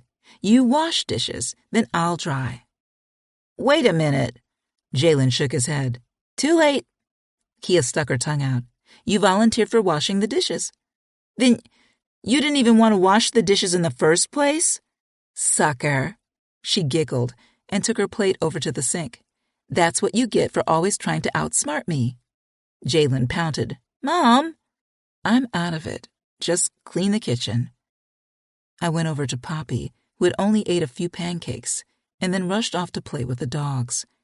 Next to the fireplace, she sat between both of them, rubbing the top of their heads. I pointed at Salt and Pepper. Dogs. Poppy gave me an odd look as if to say, Duh, Mommy. While I didn't want to push it, I desperately yearned to hear her speak again. It gave me hope. It fueled me some more. One of the dogs licked her hand. Poppy giggled. I still hadn't figured out which one was Salt and the other Pepper. Minutes passed. I don't know how long I sat there, watching Poppy pet and giggle with the dogs. All I knew was that it was the most relaxing thing I had done all year. For once I didn't have to jump up every few hours to glance out the window. Wyatt wouldn't be on his way. Everybody was snowed in, and hopefully he sat in somebody's hospital. Maybe he's on his deathbed.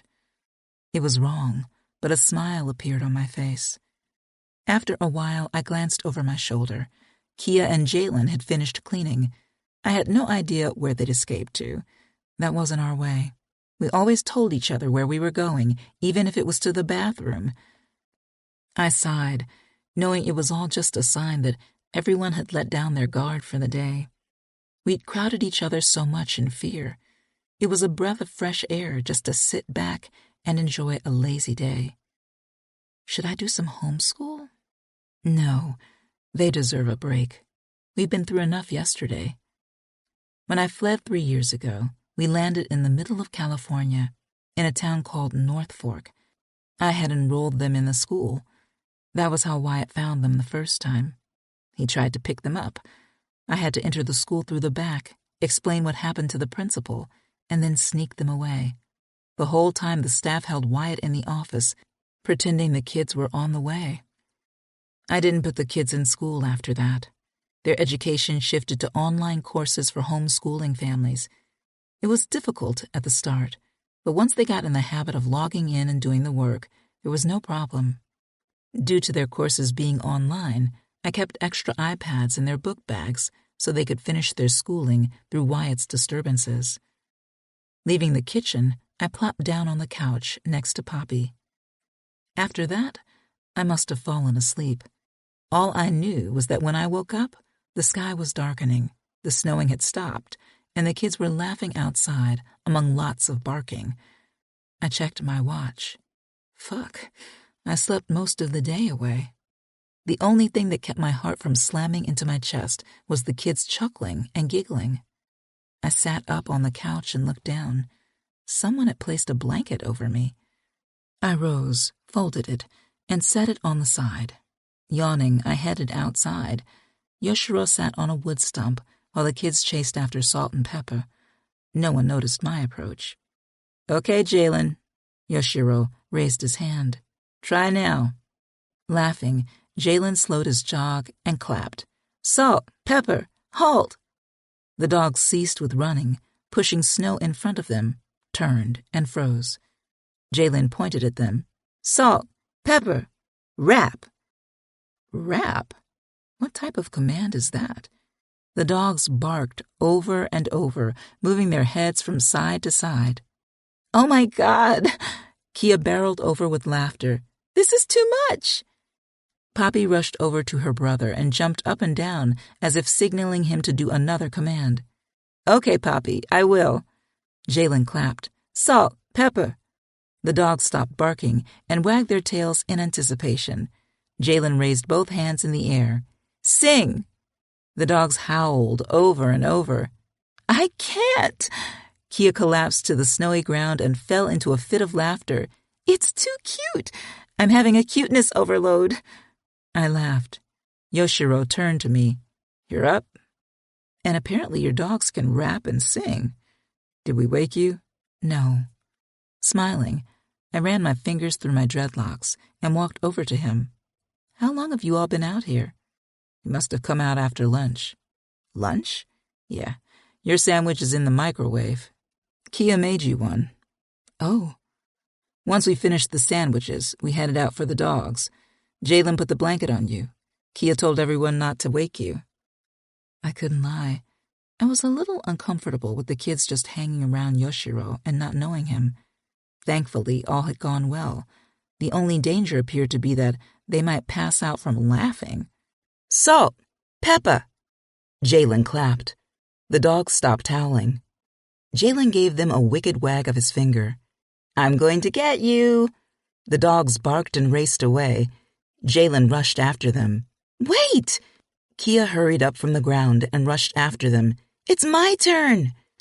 Poppy lagged behind, but she was close to catching up. My heart seized when I realized they hadn't planned on stopping any time soon. They kept on rushing forward, well past the outline of the yard. "Don't worry," Yoshiro said. "This is all mine. 80 acres. Damn. No one's out here but us and my neighbor Sam in the back.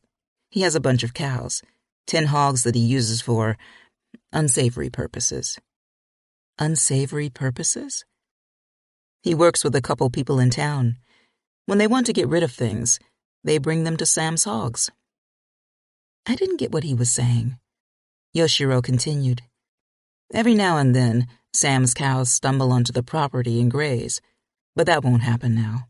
He'll have them in the barn." Yoshiro pointed to the road, and of course, no one's driving right now. Not at all. I squinted to see the kids. Their laughter echoed. I could barely hold on to their images. In this moment, they were farther than they had ever been from me in at least a year. Am I being too relaxed? Should we still be on guard?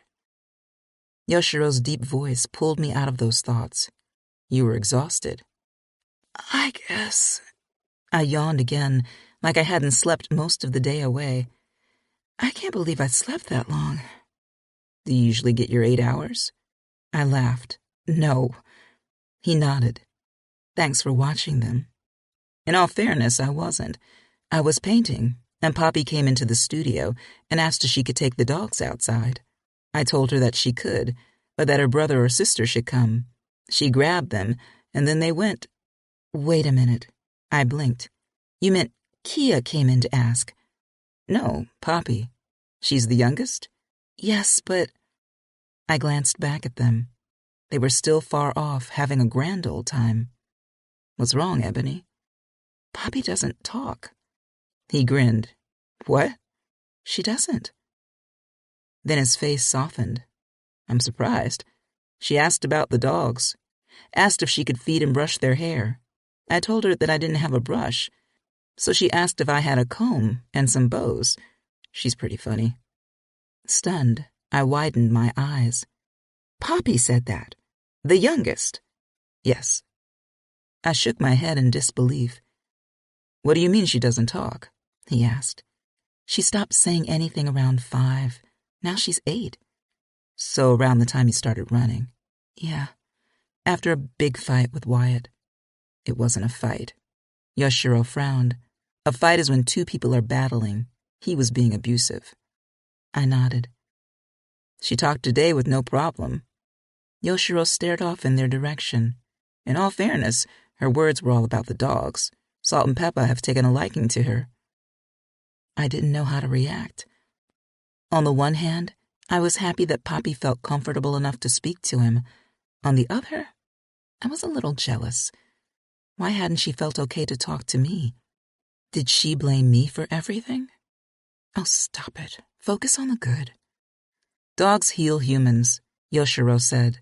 That's their thing. It makes sense. The government gives service dogs to veterans with PTSD. I had read something about that. I could see how a dog would help. There's a connection that sometimes only a furry animal can make with a person to get them out of their shell. I placed my hands in my pockets and watched the kids and dogs play off in the distance. Yoshiro glanced back at me. Have you thought about my offer? I smiled at him. Have you thought about your offer? He quirked his brows. What does that mean? Loud kids racing around? Your kids aren't loud. What about their depressing mother? He gave me an intense stare. This place needs your beauty, and there's nothing depressing about you. If anything, you add something special to this property. It had been a long time since I'd blushed in the presence of a man. Usually I ran or avoided them. You should stay. Yoshiro shrugged. I don't know when the place would be ready. I could start on it soon. I sighed. We could help. I don't have a bunch of construction skills, but we have tons of hands. Is that a yes? I turned back to the kids as they laughed and raced after the dogs. Yes. I don't know how long it would be. Of course. I understand. If there's some danger or don't run because of danger. Get me. His expression hardened. If you go, let it be because you've got a new opportunity somewhere, school, a job, a dream to live in a certain place. But if it's due to Wyatt, then we deal with him together. I shook my head. That's my Christmas present. What is? He gave me a wicked smile. Dealing with Wyatt. I would love for you to give me that for Christmas. I don't think I can joke about that. He looked back at the kids. Trust me, Ebony. It's not a joke. Nothing would make my day more. I don't know about that part, but I will take you up on renting the house. I had to run it by the kids. We'd become a team, but they appeared to be having a joyous time with those dogs. I couldn't see them not wanting to stay. And the kids were comfortable around him, too. Okay. Yoshiro nodded. Then tomorrow I'll look over the place. Maybe you can come with me. We'll figure out together what you'll need. I tapped my foot on the ground, nervous with how fast things were going. At least we're not running. Okay, Yoshiro. I extended my hand. That's a deal. Let's see if this will work. He rose from the stump, towered over me, and shook my hand. That's a deal. Yoshiro didn't let go of my hand right away, and I found I didn't move mine either. For me, it had been a long time since I'd shaken a man's hand, a long time since I'd found a bond, a long time since I'd made a new friend. Warmth came from the connection. My voice went low. Thank you. You're welcome. For some reason, he backed up when he let go. I should leave. Why? I opened my mouth about to ask if I'd done something. I have to check on everything. He left without another word. I watched him walk away, and it wasn't a bad sight at all. I had to force myself to turn in the other direction. Off in the distance, the kids continued to play with the dogs. I considered calling them back for dinner, but it had been so long since they'd simply had fun. So I sat on the stump where Yoshiro had been. It was warm from his body heat. I turned my attention to the sky as it continued to darken. Far from the city, it looked bigger, vast, never-ending, huge, infinite. Within the peace, it transformed from royal blue to inky blue, and then almost black, but peppered with millions of bright stars. As the day ended, I realized that this had been a record for me. I'd barely hovered around the kids today like I tended to do. I'd slept more than I ever did in these years. God, please don't let this be a mistake. For now, he seems kind. Is this where you wanted us? Is this where you were leading us to the whole time? When the sky darkened and the moon rose, we came into the house. The kids were too exhausted to eat, practically yawning as I attempted to find out what they wanted for dinner. I gave up when Poppy passed out next to the dogs. I sent them to bed. The big kids dragged themselves upstairs as I carried Poppy. After they brushed their teeth, Kia and Jalen collapsed onto their bed on the floor. No I love yous or good nights, just loud snores. I grinned and stared at them for far too long, almost feeling like a stalker. Now what? My stomach growled. I decided to grab the sandwich that Kia had made and put in the microwave. When I went downstairs, Yoshiro and the dogs were gone. I wasn't sure where they'd gone. It was weird, but I kind of wanted to talk to him. Once I finished my sandwich, I yawned, realized I was still tired, and headed to bed. Are we really going to stay on this property? God, I hope it's the right choice, and I hope we're done running. I thought about what Yoshiro had said, about Poppy speaking. I can't believe she just launched into a full conversation with him. How is that possible? Poppy talking had been my reason to say yes. If Poppy felt comfortable to talk, we should stay here and let her heal. Please, God, I don't want this to be a mistake. Chapter 9. Horny. Yoshiro. Something was wrong. The handshake should not have triggered a huge effect. It was just Ebony's hand that I shook. A few seconds, maybe more. Soft skin against skin. Warmth. And perhaps it was her sweet scent radiating from that curvy body, but I transformed into a horny teenager. My cock hardened in my jeans, and I found I didn't want to let her hand go. When I finally did, I knew I had to get out of there. The last thing she needed to see was my arousal right after I'd told her to stay, right after I'd claimed my property to be her safe haven. I have to get control of myself. The cause must have been that I wasn't used to a female presence in my space and all around me for so long in the day. It had to be that. Anything more, and I would have felt ashamed, disgusted with myself. Here was a woman who had gone through so much. She was running, and all I could do was get my rocks off from one friendly touch. I'll take care of this, and it'll go away. With my hard cock pressing against the jeans, I raced up the stairs. I couldn't wait to get alone. Within the confines of my room, I shut the door, leaned against it, and grabbed my cock. Really? What do you think you're doing? Getting hard right in front of her? She would have thought something was wrong with me. I sighed and headed to the bathroom. I couldn't just take care of myself in the bed. The kids would be back in the house. They didn't need to hear me grunting and making the bed rock. Hopefully, this would be a one-time occurrence. Ebony would be in my house for a while. The back house needed repairs. I couldn't rush them. Everything had to go just right. It had to be a true home. If they like it, then they won't leave. I hated that the thought came. It sounded pathetic, desperate even. It's not about me. I'm helping them. That's all. That's it. Nothing else. I headed into the bathroom and undressed, getting completely naked. Next, I shut the door and switched on the shower. Her hand was so fucking soft. Is she that soft all over? Silky? Warm like those delicate fingers? It was pathetic. Back in my days in Chicago, I'd been balls deep in many women. Later, my wife caught my heart. Still, I'd never got an erection from a handshake, not even as a teen. I looked down at my cock. Rock hard, it pointed straight. The tip swelled with hunger. My balls felt heavy, yearning to be touched.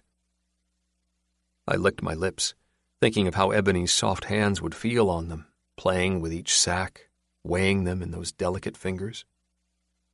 I entered the shower. A little guilt came. It's just a fantasy. I would never touch her. She's been through too much.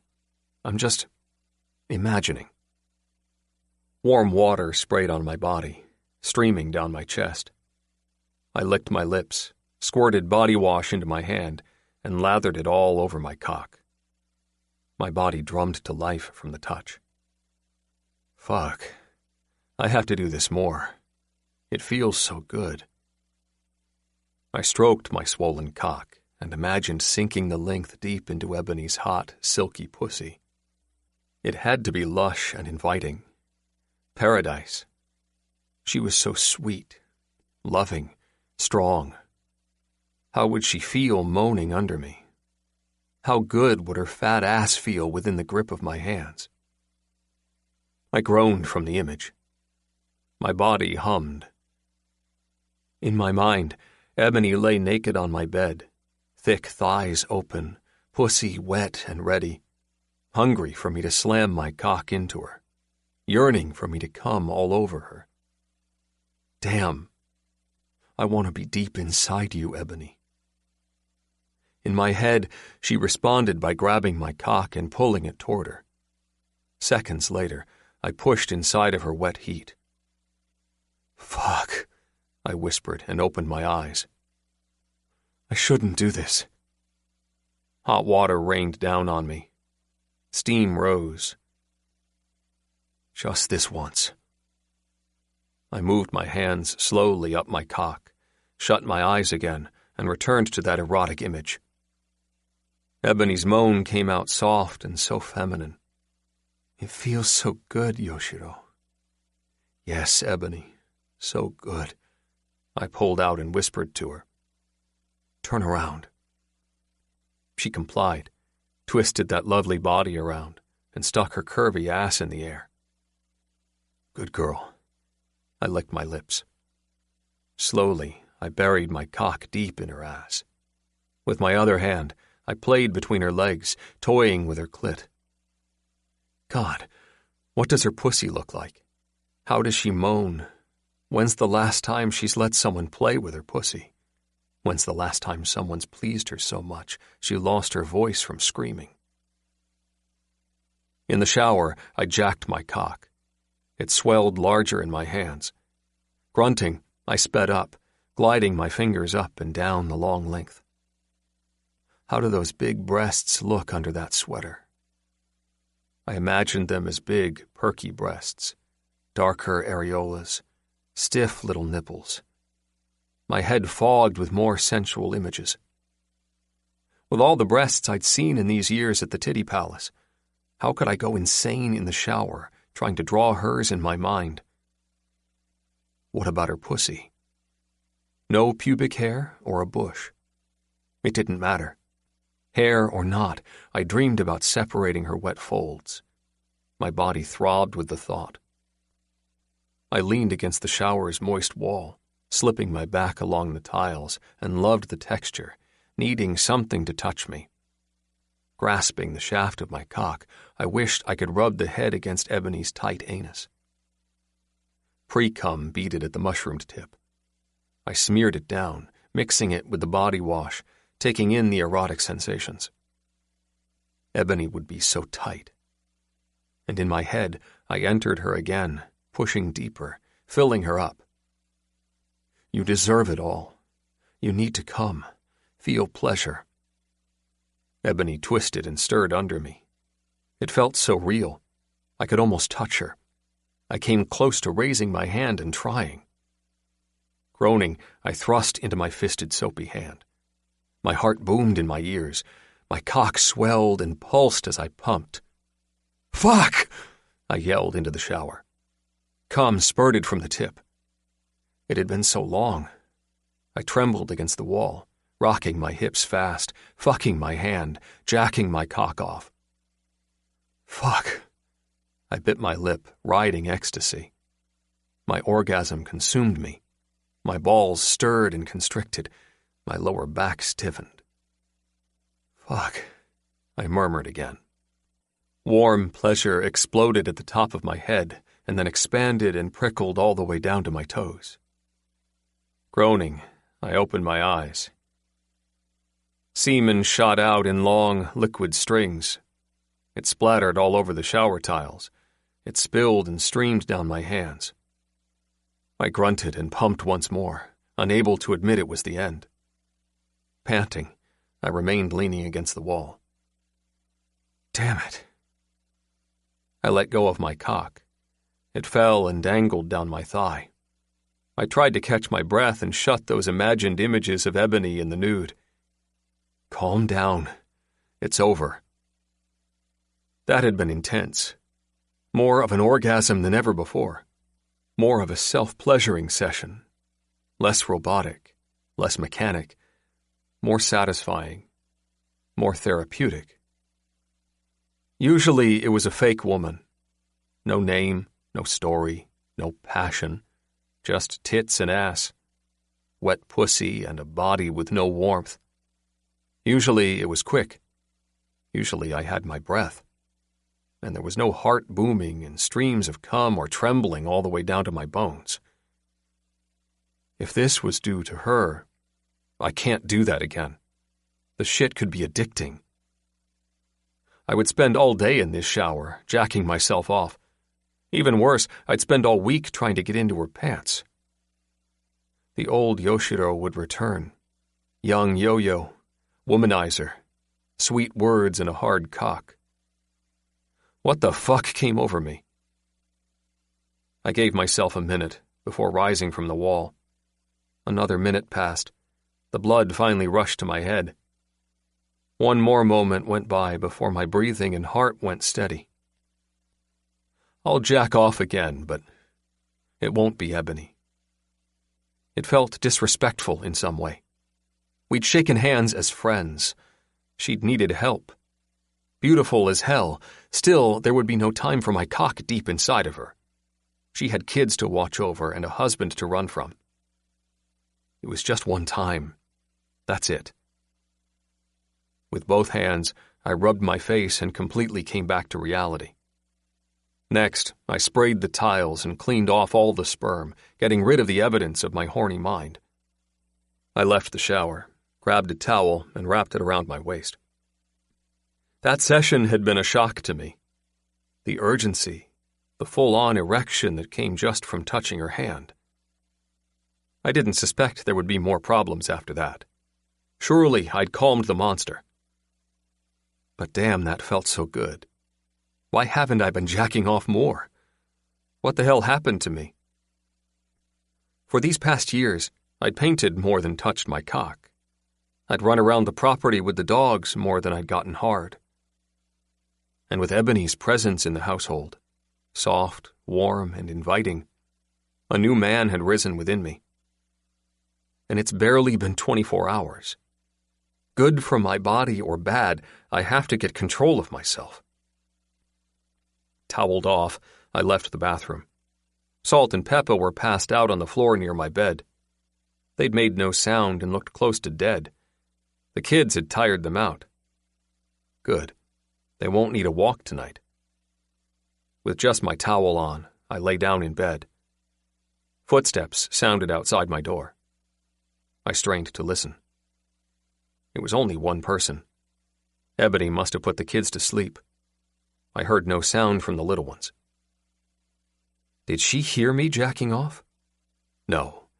The walls are good with soundproofing. Plus, she couldn't hear any sounds from my shower.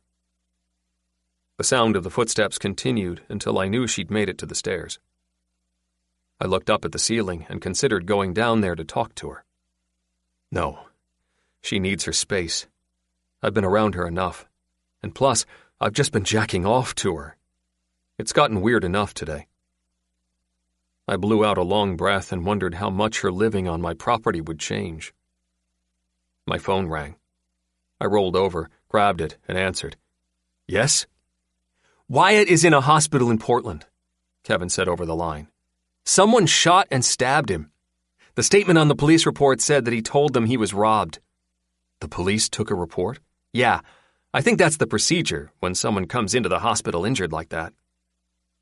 I frowned, pissed that Wyatt didn't die in the apartment Ebony had left him in.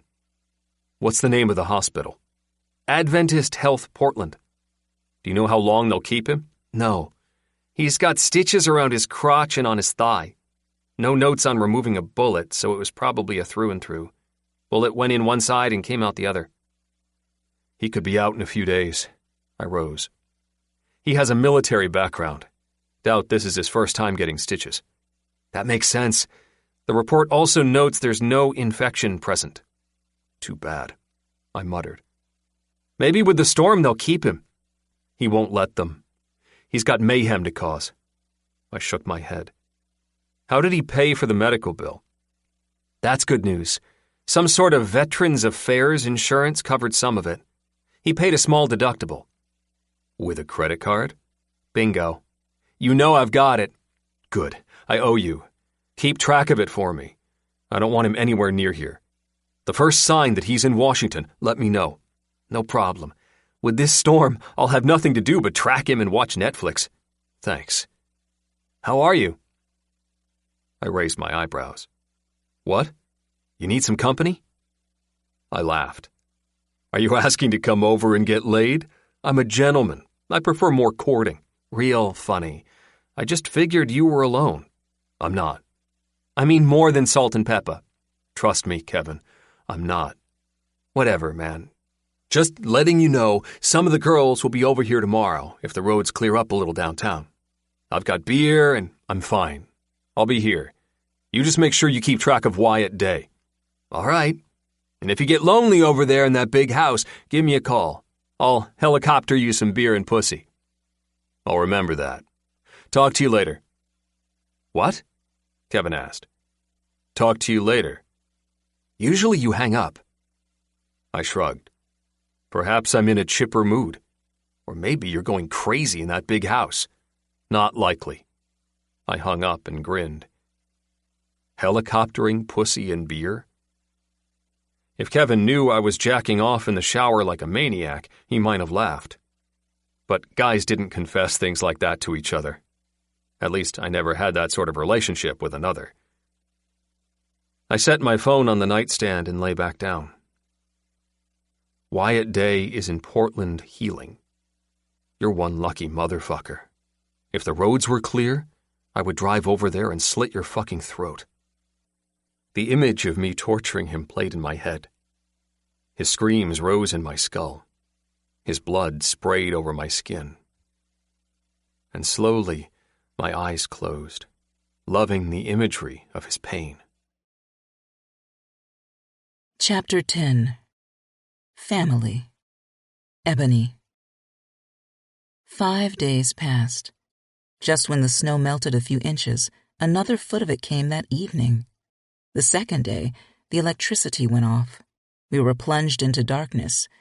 We used flashlights. Thank God Yoshiro had a gas stove and fireplace, or we might have frozen and starved to death. Carrying candles and flashlights around, we made it work. Yoshiro had an old radio that worked on batteries and played cassette tapes. The kids had never seen a device like that before, which made Yoshiro and I feel extremely old. But that didn't stop us from playing his old tapes of hip-hop groups from the late 80s and 90s. The kids made s'mores, using the flames from the fireplace to roast the marshmallows. And Yoshiro showed off his dance moves, proving that rapping wasn't the only thing he was bad at. That night we all passed out in the living room, the warmest space in the house. Poppy and I fell asleep on the couch. Yoshiro snored on the love seat. Kia and Jalen wrapped themselves in blankets and snuggled with the dogs. There was a moment when I woke up in the middle of the night. The fire had crackled. The wind had blown so hard outside, tree branches scratched against the window with each gust. I scanned the space and realized Yoshiro had been watching me. A long silence stretched between us. A sad expression covered his face, and he looked away. Suddenly, there was an urge to go to him, hug him, thread my fingers through his long dark hair, and cradle his head against my chest. But I refused to let that urge overtake me. He closed his eyes seconds later, and eventually I went back to sleep, unable to look deeper into anything. The fourth day the electricity returned late in the evening. We celebrated with cake as we caught up with the world. The news announced that many of the main streets in the city had been plowed, but none came out to the small towns like where we were. Washington declared a state of emergency. Electricity would remain on for everyone, regardless of if they were behind in their utility bills. Injured and old packed the hospitals. The internet around the world went wild with memes and jokes. Over the next few days, we found a rhythm in Yoshiro's home. We woke up together, even Yoshiro. I made breakfast for us all. Most of the time, he would put together a big lunch. By dinner, we just snacked. The kids returned to their daily schoolwork, completing assignments and studying lessons. Yoshiro realized that I'd left my computer at the apartment we fled from. He dusted off an old laptop and let me borrow it. So far, I wasn't sure what I would write. With my old laptop, I'd been close to finishing a novel. Now it was all gone. I should have emailed it or put it on the cloud. Yoshiro and I hadn't gone up to the house yet to assess any repairs. The wind had been brutal. Slick ice coated the land. There was no more of the soft, white powder. Neither of us yearned to leave the comfort of the warm house. So he spent a lot of his time in his studio painting, and I sat in the dining area, pissed that I'd lost a whole novel, and trying to come up with a new book idea to write. We didn't talk much, besides conversation here and there on news we'd gotten from the TV. He gave us space, and we did the same. We were an odd group of roommates, always careful to not invade the other's space, always thoughtful and seeing if the other needed help. And in between all of that, the kids laughed and played with salt and pepper. Snowmen and snowwomen littered the property, big ones and small ones, tall ones that held stick swords and ones that donned leaf wigs. The kids were the only ones willing to brave the outside conditions, loving the freezing wind and the slippery ice. A few times they returned bruised and wet, but completely happy. On the sixth day, Yoshiro took us up to the attic. It was vast and stacked with old boxes. He opened the door and waved the dust away. "This is the owner's old things. Her son didn't want to go through them." "What happened to the owner?" Kia asked. "She died of old age." Yoshiro led us through a path of boxes. "I keep saying I'm going to clean this place up, get rid of stuff, and give other things away. There may be some things that you all want, if you don't mind that it's old." "I hope there's some Gucci pocketbooks in here," Kia giggled. "Maybe she had style." "We should be careful." Jalen crept behind me. "Her ghost could be in here, guarding a treasure." Kia rolled her eyes. "Oh my God." Yoshiro grinned. "I haven't witnessed any ghosts yet. I'll let you know if I see one." Poppy pointed in the back. I lowered to her. "What do you see?" "Toys." She smiled and ran off. My heart stopped for a second, and then warmed back as it beat. While she'd been saying a few things to Yoshiro and even the kids, she still hadn't uttered more to me. "Toys," I whispered. "She's talking more. That has to be a good thing. This place is helping." I looked up and noticed Yoshiro watching me, and then he turned away, walking over to where Poppy had run to, grabbed the box, and brought it down to the floor. The owner had 5 kids. Her son who sold me the place was the oldest of them all. He opened the box and stepped back as the kids rummaged through it.